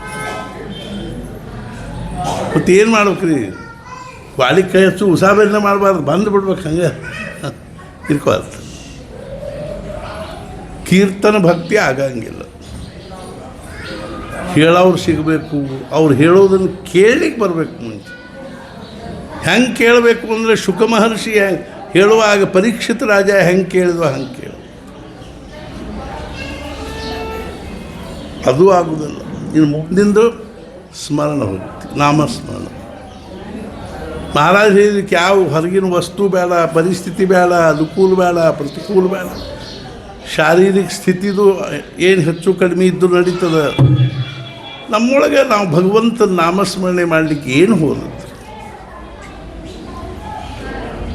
ಯಾವ ಸಾಧನೆಯಲ್ಲಿ ಹೊರಗಿನ ಒಂದು ಪರಿಸ್ಥಿತಿಯ ಅವಶ್ಯಕತೆ ಎಷ್ಟು ಹೆಚ್ಚಿಗೆ ಅನಿಸುತ್ತದೆಯೋ, ಯಾವ ಸಾಧನೆಗಾಗಿ ಹೊರಗಿನ ವಸ್ತು, ವ್ಯಕ್ತಿ, ಪರಿಸ್ಥಿತಿ ಎಷ್ಟು ಹೆಚ್ಚಿನ ಪ್ರಮಾಣದಲ್ಲಿ ಬೇಕಾಗ್ತಾವೋ ಆ ಸಾಧನೆ ಅಷ್ಟು ಗೌಣವಾಗಿರೋದು.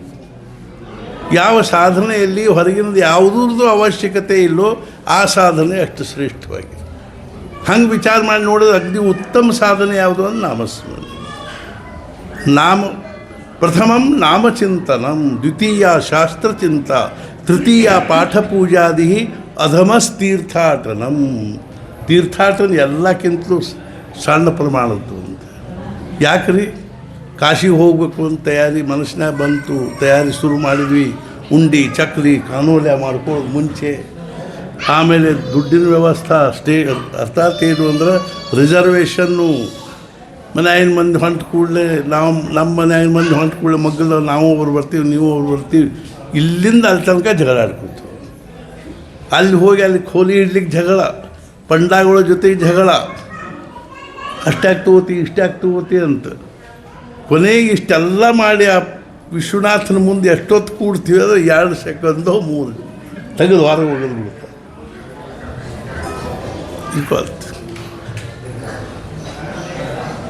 ಒಂದು ಮಜಾ ಪ್ರಸಂಗ ಇರುತ್ತೆ.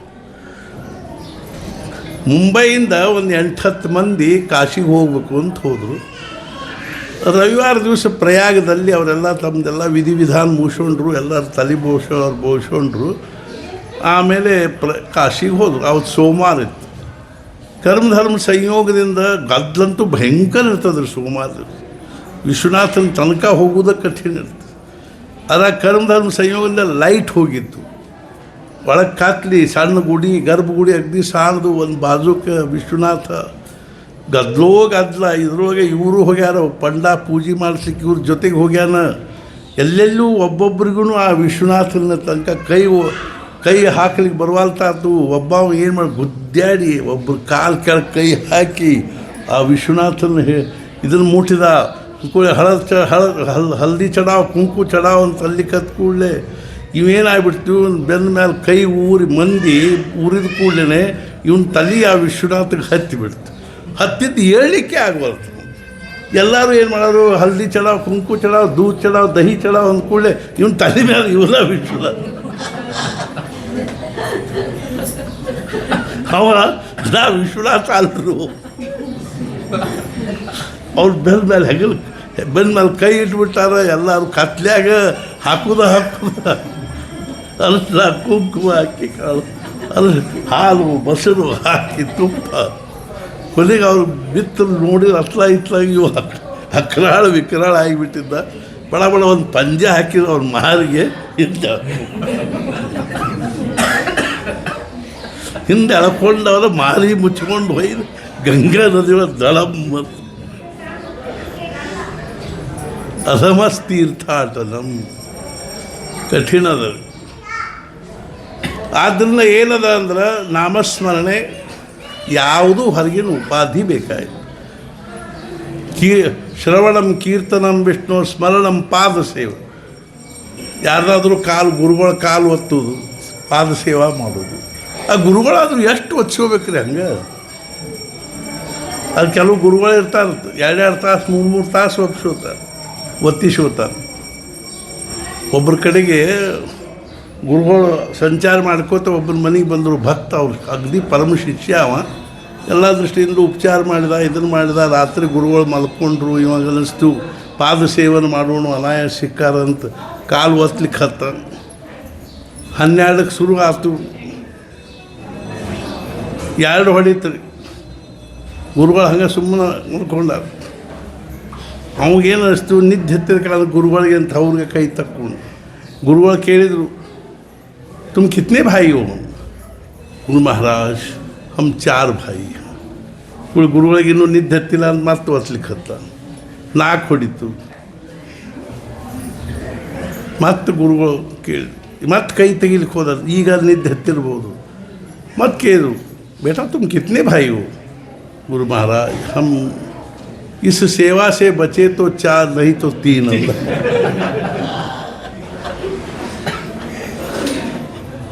ಮತ್ತೆ ಏನು ಮಾಡ್ಬೇಕು? ಇರ್ಕೊಳ್ತಾರೆ. ಪಾದ ಸೇವನೂ ಕಠಿಣ. ಅರ್ಚನಂ ಪೂಜೆ ಮಾಡೋದು ಬೇಡ, ಅದ್ರ ಸುದ್ದಿನ ಬೇಡ. ಮನ್ಯಾಗ ಪೂಜೆ ಮಾಡೋದು ಅಂದ್ರೆ ಮೊನ್ನೆ ಹೇಳಿದ್ವಿ ನಾವು.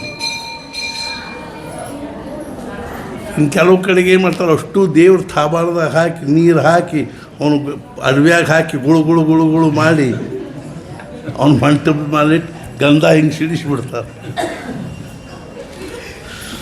ಮತ್ತು ಹೆಂಡ್ತಿನ ಮನೆಯ ಮಂದಿನ ಗಂಧ ತೇಲಿಟ್ಟಿರಬೇಕು, ತುಳಸಿ ರೆಡಿ ಮಾಡಿ ಇಟ್ಟಿರಬೇಕು, ಮಡ್ನೀರು ತಂದು ಇಟ್ಟಿರಬೇಕು. ಆಗಿ ಯಜಮಾನ್ರ ಪೂಜೆಗೆ ಕೂಡ ಅವರು ಆಮೇಲೆ ಅದನ್ನೆಲ್ಲ ಇದನ್ನು ಮಾಡಿ ವರ್ಷ ಪಂಚಾಯತಲ್ಲಿ ಅದನ್ನು ಸ್ವಲ್ಪ ನೀರಾಗಿ ಹಾಕಿ ಹಿಂಗೆ ಹಿಂಡಿ ಅಲ್ಲಿ ಮಳೆಗೆ ಚುಚ್ಚಿರ್ತಾರೆ. ಅದು ಮರದಿವ್ಸ ನೋಡಿದ್ರಾಗ ಅದು ತಗಡಾಗಿರ್ತಾರೆ. ಅದರಲ್ಲಿ ನಮ್ಮ ಮಾರಿ ಏನಾದ್ರು ವರ್ಷಗೊಂಡ್ವಿ ಅಂದರೆ ರಕ್ತ ಬರೋದು. ಆ ಭಗವಂತ ಹೆಂಗೆ ತಡ್ಕೋತಾನೋ ಅವನಿಗೆ ಇರ್ಕೋತ.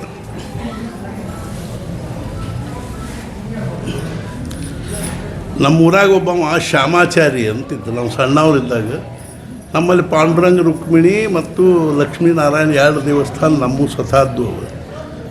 ದೊಡ್ಡ ಮಂದಿರದ ಅವನು ಪೂಜೆ ಮಾಡ್ಲಿಕ್ಕೆ ಬರ್ತಿದ್ದ. ಅವ್ನು ಭಾಳ ಹುಂಬಿದ್ರು. ಧನ್ ಧನ್ ಧನ್ ಧನ್. ನಮ್ಮ ಕ್ಲಾಸ್ಮೇಟ್ ಅವನು ವಯಸ್ಸಲ್ಲಿ ದೊಡ್ಡವಿದ್ದ.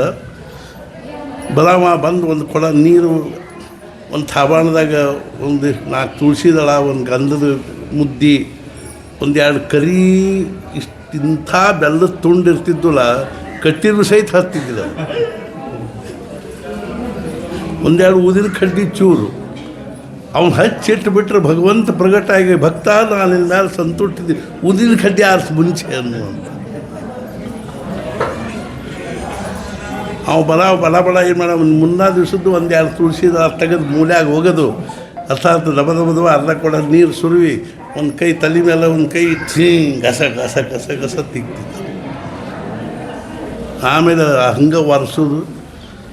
ತೆಗೆದಂಥ ಪಂಜಾರ್ಲಿ ವರ್ಷ ಒಂದು ತುಳಸಿ ದಳ ಪಾದದ ಮೇಲೆ ಇಟ್ಟು ಆ ಬೆಲ್ಲದ ಕರಣಿ ನೈವೇದ್ಯ ತೋರಿಸಿ ಊದಿನ ಕಡ್ಡಿ ಹಚ್ಚಿಟ್ಟು ಒಂದು ಕರ್ಪೂರ ಹಚ್ಚಿ ಹೋಗ್ಬಿಟ್ಟು ಅಲ್ಲೊಬ್ರು ಗುಡಿ ಅಜ್ಜ ಅಂತಿದ್ದರು. ಅವರು ನನ್ನ ಮೇಲೆ ಭಾಳ ಪ್ರೀತಿ ಸಣ್ಣವಿದ್ದಾಗ ಅಲ್ಲೇ ನಿಂತಿದ್ವಿ. ಅವ್ರೇನಂದ್ರು, ದತ್ತಣ್ಣ ನೀವು ಶ್ಯಾಮ್ ಪೂಜೆಗೆ ಬಂದ್ರೆ ಪಾಂಡುರಂಗ ಏನು ಮಾಡ್ತಾನೆ ಗೊತ್ತೇನಿಲ್ಲ? ನನಗೆ ಗೊತ್ತಿಲ್ಲ ಅಂದೆ. ಗೊತ್ತಿಲ್ಲ. ಅವ್ನು ಶ್ಯಾಮ್ ಪೂಜೆಗೆ ಬರ್ಲಿಕ್ಕೆ ಹತ್ತದನ್ನು ನೋಡಿದ ಪಾಂಡುರಂಗ ಹಿಂಗೆ ಕೈ ಇಟ್ಟದ್ದನ್ನು ಹಿಂಗೆ ಇಡ್ತು.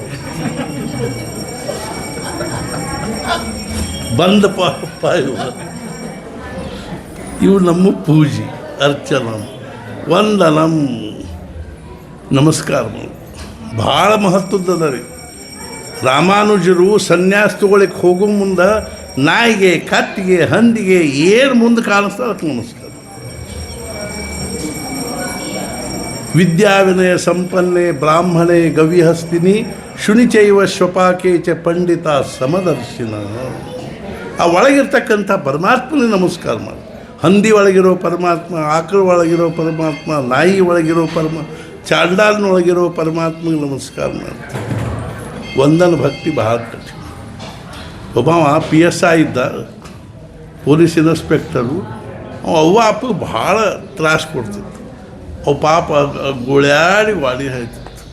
ಒಂದು ದಿವ್ಸ ಹೋಗಿ ಅವರು ತಮ್ಮ ಗುರುಗಳಿಗೆ ಹೇಳಿದರು, ಏನು ರೀ ಮನ್ಯಾಗ ಅವು ಎಷ್ಟರೇ ನಮ್ಮ ಜೊತೆಗೆ ತ್ರಾಸ ಕೊಡ್ತಾನೆ, ಏನು ಕಾಳಜಿ ಬರಬೇಡ್ರಿ, ನಾವೆಲ್ಲ ಹೇಳ್ತೀನಿ. ಅವನು ಹೋಗಿದ್ದ ಗುರುಗಳ ಕಡೆಗೆ, ನನ್ನೊಂದು ಸಣ್ಣ ನಿಯಮ ನೀ ಪಾಲನೆ ಮಾಡ್ತೀಯನಪ್ಪ. ಹ್ಞೂ ರೀ, ನೀವೇನು ಬೇಕಾದ್ರೆ ಮುಂಜಾನೆ ಎದ್ಕೊಳ್ಳಿ ಅವ್ವ ಅಪ್ಪಗೆ ನಮಸ್ಕಾರ ಮಾಡಿ. ಹ್ಞೂ ರೀ ಬಂದು ಅವ್ವ ಅಪ್ಪ ಹೇಳ್ದ, ನಾನು ಮುಂಜಾನೆ ನಾ ಎದ್ದು ಕೂಡಲೇ ನಮಸ್ಕಾರ ಮಾಡಾವಿದ್ದೀನಿ, ನೀವಿಬ್ಬರು ನಾ ಬಾಗಿಲ ತೆಗೆದ್ರಾಗ ರೆಡಿ ಇರಬೇಕು ಬಾಗಿಲ್ದಾಗ. ಅವಂದು ಇದೇನು ಬಂತಪ್ಪ ಇದು. ನೀವು ಹೇಳೋದ್ರೊಳಗೆ ಪಾಪ ಗಾಬರಿಯಾಗಿ ಎದ್ದು ಥರ ನಡಿಕೋತ ಇಬ್ಬರು ಇತ್ಲಾಗೊಬ್ರು ಅತ್ಲಾಗೊಬ್ರು ಬಾಗಿಲ್ದಾಗ ನಿಂದ್ರೋದು. ಇವು ಬಂದವನ ಪೊಲೀಸ್ ಥಾಟ್ನೊಳಗೆ ಅಗ್ದಿ ಸಾಷ್ಟಾಂಗ ನಮಸ್ಕಾರ ಹಾಕವ. 4 ದಿವಸ ಆಗೋದ್ರಾಗ ಒಂದು ಮತ್ತು ಗುರುಗಳ ಕಡೆ ಹೇಳಿದರು, ಮುಂಚೆ ಏನು ಮಾಡ್ತಿದ್ದೆ ಅವನ್ನ ಮಾಡಬಾರ್ದಕ್ಕೆ, ಈ ನಮಸ್ಕಾರ ಬ್ಯಾಡ, ವಂದನ ಭಕ್ತಿ. ಆದರೆ ಮಹಾರಾಜರು ಏನಂದ್ರು, ಬಾಕಿ ಏನೂ ಕಾಹೀಚ ನ ಕರು ನೀ ಪ್ರಾಣಿ, ರಾಮನಾಮ ಜಪೆ ವಾಣಿ, ತೇಣೆ ಸಂತುಷ್ಟ ಚಕ್ರಪಾಣಿ ಭಕ್ತಾಲ. ಏನೇನು ಮಾಡಬೇಕಾದ ಅವಶ್ಯ, ಭಗವಂತನ ಪ್ರಾಪ್ತಿಯ ಸಾಧನೆ ಅನ್ನೋ ದೃಷ್ಟಿಯಿಂದ ಏನು ಮಾಡಬೇಕು. ಅಡುಗೆ ಊಟ ರೇ ಮಾಡದೆ ಅದು ನಡೀತದೆ. ಅಡುಗೆ ಮಾಡ್ಕೋತ ನಾಮಸ್ಮರಣೆ, ಊಟ ಮಾಡ್ಕೋತ ನಾಮಸ್ಮರಣೆ. ಈ ನಾಮೇನು ನಾನು ಇನ್ನು ಹೇಳಿ ಸ್ವಲ್ಪ ಮಟ್ಟಿಗೆ. ಶ್ರೀ ಅಂದರೆ ಏನು ಅಂತ ಕೊಂಡು ಹೇಳಿದೆ. ಶ್ರೀ ಅಂದರೆ ಐಶ್ವರ್ಯ, ಲೌಕಿಕ ಅಲೌಕಿಕ ಆಧ್ಯಾತ್ಮಿಕ. ಲೌಕಿಕ ಐಶ್ವರ್ಯದ ಅಪೇಕ್ಷಾದಿಂದ ಮಾಡಿದ್ವಿ ಲೌಕಿಕ ಐಶ್ವರ್ಯ, ಅದು ಬೇಡ ನಮಗೆ. ಅಲೌಕಿಕ ಜನರ ಕಣ್ಣಿಗೆ ಕಾಣದೇ ಇರ್ತಕ್ಕಂಥ ಒಂದು ನಮಗೇನು ಬೇಕು ಅಂತಂದ್ರೆ, ಶಕ್ತಿ ಬೇಕು ಅಂದ್ರೆ ಭಗವಂತ ಅದು, ಐಶ್ವರ್ಯ ಬೇಕು ಅಂತ ಕೊಡ್ತಾನೆ. ಇನ್ನು ಮುಂದೆ ಶ್ರೀರಾಮ್ ಜಯ ರಾಮ್ ಜಯ ಜಯ ರಾಮ್. ಇದ್ರೊಳಗೆ ನೋಡ್ರಿ ಹೆಂಗವ ಅಂದ್ರೆ 3 ಸಲ ರಾಮ್ ರಾಮ್ ರಾಮವ, 3 ಸಲ ಜೈ ಜೈ ಜೈ. ಏನ್ರಿ ಇದು ಹಿಂಗಂದ್ರೆ, ನಾವು ಅಥರ್ವ ಶೀರ್ಷ ಅಂತದ ಗಣಪತಿ ಅಥರ್ವ ಶೀರ್ಷ ನೋಡ್ತೀವಿ. ಭಗವಂತ ಎಲ್ಲಿದ್ದಾನ ಅಂದ್ರೆ ದೇಹತ್ರಯಾತೀತ, ಕಾಲತ್ರಯಾತೀತ, ಅವಸ್ಥಾತ್ರಯಾತೀತ, ಗುಣತ್ರಯಾತೀತ. 3 ಗುಣಗಳ ಆಚೆಗಿದ್ದಾನ, 3 ಕಾಲದ ಆಚೆಗಿದ್ದಾನ, 3 ದೇಹದ ಆಚೆಗಿದ್ದಾನ, 3 ಅವಸ್ಥೆಯ ಆಚೆಗಿದ್ದಾನ. ಈ 3ರ ಆಚೆಗಿರ್ತಕ್ಕಂಥ ಭಗವಂತನನ್ನು ಪಡ್ಕೋಬೇಕು ಅಂದ್ರೆ ಈ 3ರ ಮೇಲೂ ಜಯ ಸಂಪಾದಿಸಿ. ಆದ್ದರಿಂದ ಶ್ರೀರಾಮ ನನಗೆ ಅರ್ಥಾತ್ ಸ್ಥೂಲ ದೇಹದ ಮೇಲೆ ಜಯ ಕೊಡು. ಹೇ ರಾಮ ನನಗೆ ಸೂಕ್ಷ್ಮ ದೇಹದ ಮೇಲೆ, ಹೇ ರಾಮ ನನಗೆ ಕಾರಣ ದೇಹದ ಮೇಲೆ ಜಯ ಕೊಡು. ಭೂತ ವರ್ತಮಾನ ಭವಿಷ್ಯ ಕಾಲದ ಮೇಲೆ ನನಗೆ ಜಯ ಕೊಡು. ನಿದ್ರಾ ಸ್ವಪ್ನ ಸುಷುಪ್ತಿ ಅನ್ನೋ ಅವಸ್ಥಾದ ಮೇಲೆ, ಸತ್ವ ರಜ ತಮೋ ಗುಣ ರಜೋಗುಣ ಸತ್ವಗುಣದ ಮೇಲೆ ಜಯ ಕೊಡು ಅನ್ನುವಂಥ ಪ್ರಾರ್ಥನೆ ಅದು. ಭಗವಂತ ನನ್ನನ್ನು ಈ 3ರಿಂದ ದಾಟಿಸಿ ನನಗೆ ನಿನ್ನ ದರ್ಶನ ಕೊಡು. ಶ್ರೀರಾಮ್ ಜಯ ರಾಮ್ ಜಯ ಜಯ. ಈ ರಾಮ್ ಶಬ್ದಕ್ಕೆ ಅರ್ಥ ಏನು? ಮೊನ್ನೆ ನಾನು ಹೇಳಿದೆ ವಾಚ್ಯಾರ್ಥಾನುಸಂಧಾನ. ಇದ್ರ ಮನಸ್ಸಿನಾಗ ಇಟ್ಕೊಂಡು ನಾವು ಜಪ ಮಾಡೋದು. ಇರುವ ಮಜಾ ಹೆಂಗದ ಅಂದ್ರೆ 3 ಅಕ್ಷರವ ವ್ಯಾಕರಣ ದೃಷ್ಟಿಯಿಂದ ರ ಅ ಮ. ರ ಅಂದ್ರೇನು, ಅ ಅಂದ್ರೇನು, ಮ ಅಂದ್ರೇನು ಅಂದ್ರೆ ರಕಾರೋ ಅಗ್ನಿಬೀಜಂ ಸ್ಯಾತೆ ಸರ್ವೇ ವಾದವಾದಯ ದಗ್ಧ್ವಾ ಮನೋಮಲಂ ಸರ್ವಂ ಭಸ್ಮ ಕರ್ಮ. ರಕಾರದ ಅಗ್ನಿಬೀಜ ಇದ್ದಂಗೆ ನಮ್ಮ ಬಾಯಾಗ ಉಚ್ಚಾರ ಆದ್ಕೊಂಡು ನಮ್ಮ ಪಾಪವನ್ನೆಲ್ಲ ಸುಟ್ಟು ಬಿಡ್ತದೆ. ಅಕಾರೋ ಭಾನು ಬೀಜಂ ಸ್ಯಾತ್, ಅಕಾರ ಅಂದ್ರೆ ಸೂರ್ಯ ಬೀಜ, ಅದು ನಮಗೆ ಜ್ಞಾನ ಕೊಡ್ತದೆ. ಮಕಾರೋ ಚಂದ್ರ ಬೀಜಂ ಸ್ಯಾತ್ ಪೀಯೂಷ ಪರಿಪು. ಮಕಾರ ಅಂದ್ರೆ ಚಂದ್ರ ಬೀಜ, ಅದು ನಮಗೆ ಶಾಂತಿ ಸಮಾಧಾನ. ರಕಾರ ಅಂದ್ರೆ ಸತ್, ಅಕಾರ ಅಂದ್ರೆ ಚಿತ್, ಮಕಾರ ಅಂದ್ರೆ ಆನಂದ, ಸಚ್ಚಿದಾನಂದ ಉಚ್ಯತೆ. ರಕಾರ ಅಂದ್ರೆ ಬ್ರಹ್ಮ, ಅಕಾರ ಅಂದ್ರೆ ವಿಷ್ಣು, ಮಕಾರ ಅಂದ್ರೆ ಮಹೇಶ್ವರ. ನಮಗೆ ಇವು ಸಾಕ್ಷಾತ್ ಬ್ರಹ್ಮ ವಿಷ್ಣು ಮಹೇಶ್ವರ ಸ್ವರೂಪ. ಇನ್ನೂ ಒಂದದು ಭಾಳವ ಇವು. ರಾಮ 2 ಅಕ್ಷರವ.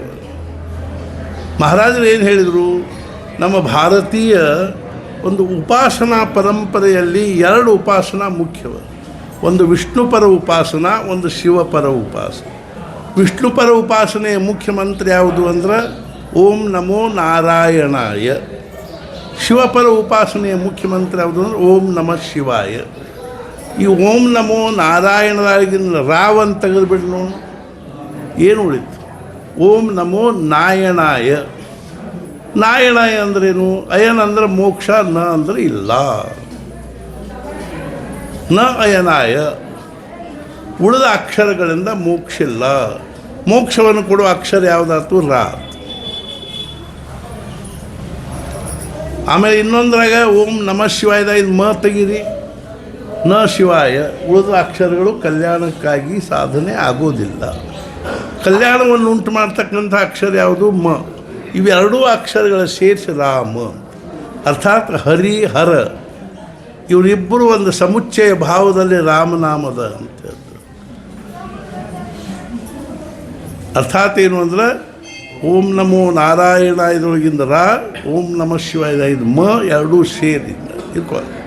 ನಾ ಯಾಕೆ ಹೇಳಿಕತ್ತೀನಿ ಅಂದ್ರೆ ಏನು ಹೇಳಿಕತ್ತೀನಿ ಅಂದ್ರೆ ಏನಾದರೂ ಅದು ಇರ್ಕೋ ಅರ್ಥ ಆಗ್ತದೆ. ನಾವು ಹೆಂಗೆ ಜಪ ಮಾಡಬೇಕು? ನಾವು ಭಗವಂತನ ನಾಮಸ್ಮರಣೆ ಮಾಡ್ಕೋತ ಕೂತೀವಿ, ನಮ್ಮ ಮನಸ್ಸೇನಿಲ್ಲ ಅಂದ್ರೆ ಎತ್ತೆತ್ಲಾಗೋ ಹರಿದಾಡ್ಕೋರ್ತ. ದೇಹದಿಂದ ವಾಣಿಯಿಂದ ನಾಮಸ್ಮರಣೆ ಮಾಡಲಿಕ್ಕೆ ನಮಗೆ ಭಾವನಾ ಏನಿರಬೇಕು? ನಾ ಎಲ್ಲೇ ಕೂತು ಹೆಂಗೆ ನಾಮಸ್ಮರಣೆ ಮಾಡ್ತಿರ್ವಲ್ಲ. ಈಗ ಸಣ್ಣ ಮಕ್ಕಳು ಇರ್ತಾವೆ, ಅವು ಪಡಸಲಾಗ ಆಡ್ತಿರ್ತಾವೆ, ತಾಯಿ ಒಳಗೆ ಕೆಲಸ ಮಾಡ್ತಿರ್ತಾಳೆ. ಆಕೆ ಕಲ್ಪನಾ ಇರ್ತದೆ ಏನು ಅಂದ್ರೆ ಮಗು ಅಲ್ಲಿ ಆಡ್ಕೋತ ಕೂತದ. ಅದರೊಳಗೆ ಏನಾದರೂ ಸ್ವಲ್ಪ ವ್ಯತ್ಯಾಸ ಆಗಿದೆ ಅಂತ ಅನ್ಸಿದ ಕೂಡ ತಾಯಿ ಬಂದು ಕರ್ಕೋತಾಳೆ. ಹಂಗೆ ನಾವು ಎಲ್ಲಿ ಕೂತೀವೋ ಅಲ್ಲಿ ಯಾವ ಪರಿಸ್ಥಿತಿ ಒಳಗೆ ಇದ್ದೀವೋ ಆ ಪರಿಸ್ಥಿತಿ ಒಳಗೆ ನಮಗೆ ಹೆಂಗೆ ಶಕ್ಯ ಅದನೋ ಹಂಗೆ ನಾವು ನಾಮಸ್ಮರಣೆ ಮಾಡ್ಕೋತ ಕೂತ್ರೆ ಮಹಾರಾಜರಿಗೆ ಕಲ್ಪನಾ ಬರ್ತದೆ. ಅವರೆಲ್ಲೇ ಇರ್ಕೊಳ್ರಕ್ಕೆ ಹಂಗೆ ಇರ್ಕೊಂಡು ನಮ್ಮ ಶಿಷ್ಯ ನಾಮಸ್ಮರಣೆ ಮಾಡ್ಕೋತ ಕೂತಾನ ಅನ್ನೋದು ಅವ್ರು ಸರ್ವಜ್ಞಿದ್ದಾರೆ, ಸರ್ವವ್ಯಾಪಿ ಇದ್ದಾರೆ. ಅವ್ರಿಗೆ ಕಲ್ಪನಾ ಬರ್ತದೆ, ಅವ್ರಿಗೆ ಗೊತ್ತಾಗ್ತದೆ.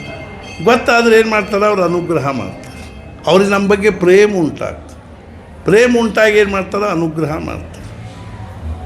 ಅವರ ಅನುಗ್ರಹದಲ್ಲಿ ಎಂಥ ದೊಡ್ಡ ಸಾಮರ್ಥ್ಯ ಇದೆ ಅಂದರೆ ಇವತ್ತು ನಾವು ಯಾವ ಪರಿಸ್ಥಿತಿಯಲ್ಲಿದ್ದೀವೋ ಆ ಪರಿಸ್ಥಿತಿಯಲ್ಲಿ ಸಮಾಧಾನ ಕೊಡೋ ಸಾಮರ್ಥ್ಯ. ಪರಿಸ್ಥಿತಿ ಬದಲು ಮಾಡ್ತಾರಂತೇನಿಲ್ಲ. ಪರಿಸ್ಥಿತಿ ಬದಲು ಮಾಡ್ಕೋತ ಹೋದ್ರೆ ಮುಗ್ದ ಹೋಯ್ತು ಕಥೆ. ಇವು ಸಮಾಜ ಸುಧಾರಕರು ಏನಂತಿರ್ತಾರಂದ್ರೆ ಗರೀಬಿ ಹಟಾವ್, ಗರೀಬಿ ಹಟಾವ್. ಎಲ್ಲಿ ಹಟಾವ್? ಎಷ್ಟು ಮಂದಿದ ಹಟಾವ್? ಮಹಾರಾಜ ಹೇಳಿದ್ರು, ಒಂದು ಸಮಾಜವನ್ನು ಸುಖಿ ಸಮಾಜವನ್ನಾಗಿ ಮಾಡಬೇಕಾದ್ರೆ ಆ ಸಮಾಜವನ್ನು ಶ್ರೀಮಂತ ಸಮಾಜ ಮಾಡಿ ಸುಖಿ ಸಮಾಜ ಮಾಡಲಿಕ್ಕೆ ಶಕ್ಯ ಇಲ್ಲ. ಮನುಷ್ಯನಲ್ಲಿರೋ ಕ್ಷುದ್ರ ಗುಣ, ರಾಗ, ದ್ವೇಷ, ಈರ್ಷ, ಅಸೂಯ ಇವೇನು ಹೋಗ್ಲಿಕ್ಕೆ ಶಕ್ಯ. ಮತ್ತು ಏನು ಮಾಡಬೇಕು ಅಂದ್ರೆ ಒಂದು ಸಮಾಜವನ್ನು ಸುಖಿ ಸಮಾಜವನ್ನಾಗಿ ಮಾಡಬೇಕಾದ್ರೆ ಆ ಸಮಾಜವನ್ನು ಸಮಾಧಾನಿ ಸಮಾಜ ಮಾಡು ಅಂದರೆ ಸುಖಿ ಸಮಾಜ. ಈ ರೀತಿ ಸಮಾಧಾನಿ ಸಮಾಜವನ್ನು ಸತ್ಪುರುಷರೇ ಮಾಡಬಲ್ಲರೆ ಹೊರತು ಅರ್ಥಾತ್ ಏನು ಅಂದರೆ ಸರ್ಕಾರದವ್ರು ಮಾಡಲಿಕ್ಕೆ ಶಕ್ಯ. ಸುಖಿ ಮಾಡೋದಕ್ಕಾಗಿ ಅವರು ಹೊಗೆ ಇಲ್ಲದ ಅಡುಗೆ ಮನೆ ಮಾಡಿಕೊಡ್ಬೋದು. ಅದು ಜಗಳಾಡ್ಕೋತ ಅಡುಗೆ ಮನೆ ಬರ್ಷನ್ ಸಿಲಿಂಡರ್ ಹಚ್ಚಿ ಅಡುಗೆ ಮನೆಯೊಳಗೆ ಅಡುಗೆ ಮಾಡ್ಬೋದು. ಸರ್ಕಾರದವ್ರು ಏನು ಮಾಡೋದು? ಆದ್ದರಿಂದ ಮಹಾರಾಜ ಹೇಳಿದರು, ಸತ್ಪುರುಷರಿಂದನೇ ಸಮಾಜ ಸುಧಾರಣೆ ಆಗ್ತದೆ ಹೊರತು ಸತ್ತಾಧಾರಿಗಳಿಂದ ಆಗಲಿಕ್ಕೆ. ಆದ್ದರಿಂದ ಸಮಾಜ ಸಮಾಧಾನಿ ಸಮಾಜ. ಮಹಾರಾಜರು ಎಲ್ಲಿದ್ದಲ್ಲಿಂದ ಅವ್ರು ಎಲ್ಲೇ ಇದ್ರು ಸರ್ವವ್ಯಾಪಿ ಇದ್ದಾರೆ, ನಮ್ಮ ಸುತ್ತಮುತ್ತ ಇದ್ದಾರೆ. ನಾವು ನಾಮಸ್ಮರಣೆ ಮಾಡೋದು ಗೊತ್ತಾಗ್ತದೆ. ಅವ್ರಿಗೆ ಕಲ್ಪನಾ ಅದ. ನಮ್ಮ ಮನಸ್ಸು ನಮಗೆ ಮನಸ್ಸನ್ನು ಏಕಾಗ್ರ ಮಾಡಲಿಕ್ಕೆ ಆಗಂಗಿಲ್ಲ ಅನ್ನೋದು ಅವ್ರಿಗೆ ಗೊತ್ತದೆ. ಆದ್ದರಿಂದ ಅವ್ರು ಏನು ಅಂದ್ರೆ ಈ ಸಣ್ಣ ಮಗು ಇರ್ತದೆ LKG ಅದು ಸುಮ್ಮನೆ 2 ಅಕ್ಷರ ಬರ್ಕೋತ ಕೂತಿರ್ತದೆ. ಅದೇನು ಬಹಳ ದೊಡ್ಡ ಇದು ಇರ್ತದೆ ಏನು. ಆದರೆ ತಾಯಿ ತಂದೆಗೆ ಎಷ್ಟು ಸಂತೋಷ ಆಗ್ತದೆ. ಎಂಥವರೇ 2 ಅಕ್ಷರ ಬರೆದ್ರು ಹೆಂಗೆ ತಾಯಿ ತಂದೆಗೆ ಸಂತೋಷ. ಹಂಗೆ ನಾವು ಎಲ್ಲೇ ಕೂತ್ಕೊಂಡು ಹಿಂಗೆ ಎತ್ತಲಾಗರೆ ಮಾರಿ, ಎತ್ತಲಾಗರೆ ಮಸಡಿ, ಎತ್ತಲಾಗರೆ ಮನಸ್ಸು, ಎತ್ತಲಾಗರೆ ಲಕ್ಷ್ಯ ಇದ್ದರೂ ಸಹಿತ ಅವ್ರಿಗೆ ಅನ್ನಿಸ್ತದೆ, ನನ್ನ ಶಿಷ್ಯ ಜಪಮಾಲಿ ಅದೇ ಕೈಯಾಗಿ ಹಿಡ್ಕೊಂಡನಲ್ಪ, ಇಷ್ಟಾದರೂ ಸಾಕು ಅನ್ನಿಸ್ತದೆ.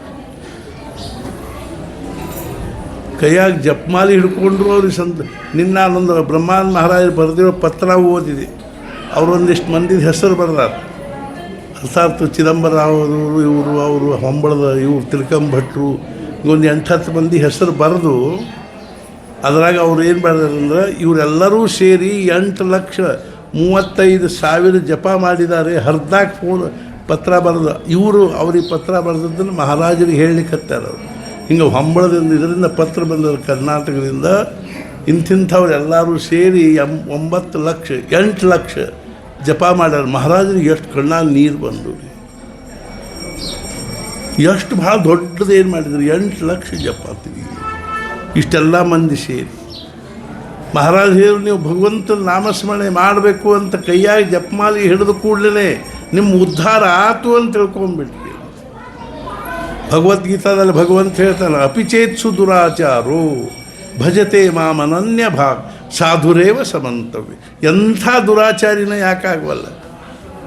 ಕೈಯಾಗ ಜಪಮಾಲಿ ಹಿಡ್ಕೊಂಡು ನಾಮಸ್ಮರಣೆ ಮಾಡ್ಲಿಕ್ಕೆ ಹತ್ತ ಅಂದ್ರೆ ಸಾಧು ಆದಂತ ತಿಳ್ಕೊ.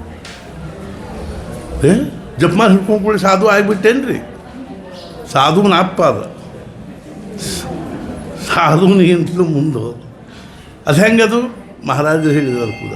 ನಿಮ್ಮ ಮಗ್ಗಲ ಮನೆಯವ್ರು ಕಾಶಿಗೆ ಹೋಗಬೇಕು ಅಂತೆಲ್ಲ ಬ್ಯಾಗು ಗೀಗು ಲಗೇಜು ಎಲ್ಲ ರೆಡಿ ಮಾಡಿ ಟ್ಯಾಕ್ಸಿ ಒಳಗೋ ಕಾರ್ನಾಗೋ ಹಾಕ್ಕೊಂಡು ಬೀಗ ಹಾಕಿ ಬಾಗಿಲಿಗೆ ಹತ್ಲಾಗ ಹೋದರು. ಮುಂದಿನ ಓಣ್ಯಾಗ ಇನ್ನೂ ಹೊಂಟಾರ, ಸ್ಟೇಷನ್ ಮುಟ್ಟಿಲ್ಲ. ಯಾರೋ ಒಬ್ರು ಬಂದು ಕೇಳಿ ಇವ್ರು ಎಲ್ಲಿ ಹೋದ್ರಿ ಅಂತ ಕೇಳಿ ನೀವು ಏನು ಹೇಳ್ತೀರದು? ಅವ್ರು ಕಾಶಿಗೆ ಹೋದರು. ಕಾಶಿಗೆ ಹೋದರು, ಇನ್ನೂ ಮುಂದಿನ ಓಣ್ಯಾಗಿದ್ದಾರೆ. ಅವ್ರು ಕಾಶಿಗೆ ಹೋದ್ರು ಅಂತ ಹೇಳಿಬಿಡ್ತಿಲ್ಲ. ಹೆಂಗೋ ಹಂಗೆ ನೀವು ಕೈಯಾಗ ಜಪ ಮಾಡಿ ನಾಮಸ್ಮರಣೆ ಮಾಡಬೇಕು ಅಂತ ಮಷಿನ್ನರೇ ಹಿಡ್ಕೊಡ್ರಿ, ಜಪಮಾಲಿಯರೇ ಹಿಡ್ಕೊಡ್ರಿ. ಸುಮ್ಮನೆ ಕೂತು ಪ್ರಾಮಾಣಿಕವಾಗಿ ಬಾಯಲೇ ಅನ್ಕೋತ ಕೂಡಿ ಹರಿ ಮುಖೇ ಮಣ ಹರಿ ಮುಖೇ ಮಣ ಪುಣ್ಯಾಚಿಗಳನ್ನಾಗು. ಬಾಯಲೆ ಬರೇ ಹರಿ ಹರಿ ಹರಿ ರಾಮ್ ರಾಮ್ ರಾಮ್ ರಾಮ್ ಅನ್ಕೋತ ಕೂಡಿ ಉದ್ಧಾರ ಆಗಲ್ದ ಇರಲಿಕ್ಕೇ ಶಕ್ಯ. ಭಗವಂತನ ನಾಮ ನಮ್ಮನ್ನು ನಿಧಾನವಾಗಿ ಒಳಗೆ ಎಳ್ಕೊಳ್ಳಿಕ್ಕೆ ಹತ್ತದ. ಆ ನಾಮದಲ್ಲಿ ಬಹಳ ದೊಡ್ಡ ಶಕ್ತಿ ಇದೆ.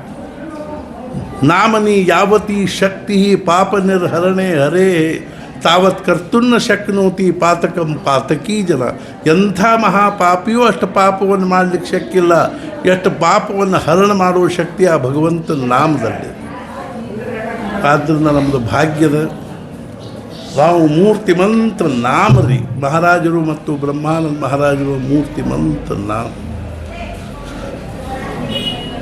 ಮಹಾರಾಜರನ್ನ ಒಬ್ರು ಕೇಳಿ ನಾಮಸ್ಮರಣೆ ಹೆಂಗೆ ಮಾಡ್ಬೇಕ್ರಿ ಅದು. ಕಾಶಿ ತಾಯಿ ಅಂತ ಒಬ್ಬರಿದ್ದರು. ಅವ್ರು ಮಹಾರಾಜರು ಏಕಾದಶಿ ದಿವಸ 4 ಗಂಟೆಗೆ ಮಾನಗಂಗಾ ನದಿಯೊಳಗೆ ಸ್ನಾನ ಮಾಡ್ತಾರೆ. ಸ್ನಾನ ಮಾಡುವ ಹೊತ್ತಿನಾಗ ವರ್ಷಕೊಂಡು ಕೂಡಲೇ ಅವ್ರು ಲುಂಗಿ ಉಟ್ಕೊಂಡು, ಕಾಶಿ ತಾಯಿ ನೀವು ಮೊನ್ನೆ ಕೇಳಿದ್ರಲ್ಲ ನಾಮಸ್ಮರಣೆ ಹೆಂಗೆ ಮಾಡ್ಬೇಕು ಅಂತ ಬರ್ರಿ. ಅವ್ರು ಹೇಳಿದರು, ನನ್ನ ಪಾದಕ್ಕೆ ತಲೆ ಹಚ್ಚಿದ್ರು. ಆ ಪಾದದೊಳಗೂ ಶ್ರೀರಾಮ್ ಜಯ ರಾಮ್ ಜಯ ಜಯ ರಾಮ್ ಶ್ರೀರಾಮ್ ರಟ್ಟಿಗೆ ಕೈ ತಲೆಯ ಕಿವಿ ಹಚ್ಚಿರಿ. ಅಲ್ಲೂ ಕಿವಿ ಕೇಳಿಸ್ತದೆ. ಎಲ್ಲಿ ಕಿವಿ ಹಚ್ತಿರೋ ಅಲ್ಲಿ ನಾಮ ನೋಡೋದಿತ್ತು. ನಮ್ಮ ದೇಹದ ಒಂದೊಂದು ಕೋಶದೊಳಗೆ, ಅವ್ರ ದೇಹದ ಒಂದೊಂದು ಕೋಶದೊಳಗೂ ನಾಮನ್ನು ತುಂಬಿತ್ತು. ಮೂರ್ತಿಮಂತ ನಾಮ. ಹೆಂಗೋ ಹಂಗೆ ಬ್ರಹ್ಮಾನಂದ ಮಹಾರಾಜರು ನಾಮದ ಪುತ್ಥಳಿಯ ನಾಮನ ಎರಕ ಹೊಯ್ದು ಮಹಾರಾಜನ್ನ ಬ್ರಹ್ಮಾನಂದ ಮಹಾರಾಜನ್ನ ಮಾಡಿದಂಗಿತ್ತು.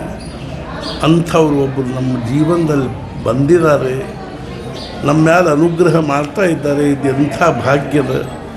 ನಾವೀಗ ಕಳೆದ 9 ದಿನಗಳಿಂದ ಪರಮಾತ್ಮನ ಸಾನ್ನಿಧ್ಯದಲ್ಲಿ ಶರನ್ನವರಾತ್ರಿಯನ್ನು ಆಚರಿಸ್ತಾ ಇದ್ದೀನಿ.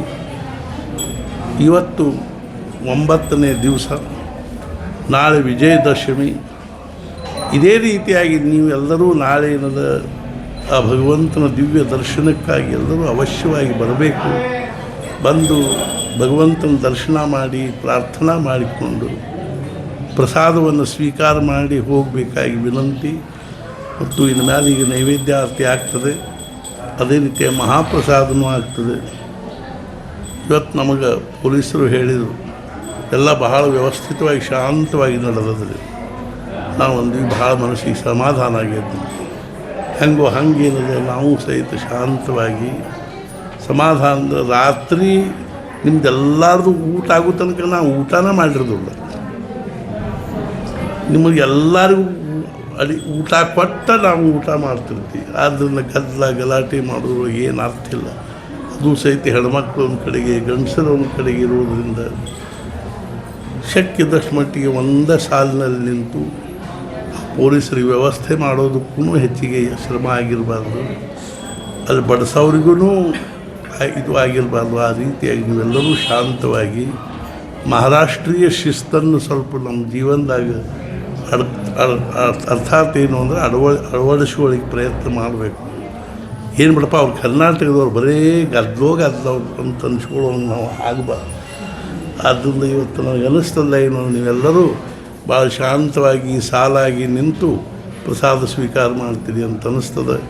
ಆ ಭಗವಂತನಲ್ಲಿ ನಾನು ಪ್ರಾರ್ಥನೆ ಮಾಡುವ ಏನು ಅಂದ್ರೆ ಇಂಥದೇ ಬುದ್ಧಿ ಅವನು ನಮಗೆ ಕೊಡಲಿ ಮತ್ತು ಮುಖ್ಯವಾಗಿ ನಮ್ಮೆಲ್ಲರ ಮೇಲೂ ನಮಗೆಲ್ಲರಿಗೂ ಆಯುಷ್ಯ ಆರೋಗ್ಯ ಐಶ್ವರ್ಯವನ್ನು ಅನುಗ್ರಹಿಸಲಿ ಮತ್ತು ಮುಖ್ಯವಾಗಿ ನಮಗೆಲ್ಲರಿಗೂ ಭಗವಂತನಲ್ಲಿ ಭಕ್ತಿ ನಾಮದಲ್ಲಿ ಪ್ರೇಮ ಹಾಗೂ ಸದ್ಗುಣ ಅನನ್ಯವಾಗಿರ್ತಕ್ಕಂಥ ನಿಷ್ಠೆಯನ್ನು ಕೊಡಲಿ ಅಂತ ತಿಳ್ಕೊಂಡು ಹೇಳಿ ಸದ್ಗುರುನಾಥ ಮಹಾರಾಜ್ ಕಿ ಜೈ ಜೈ ಜೈ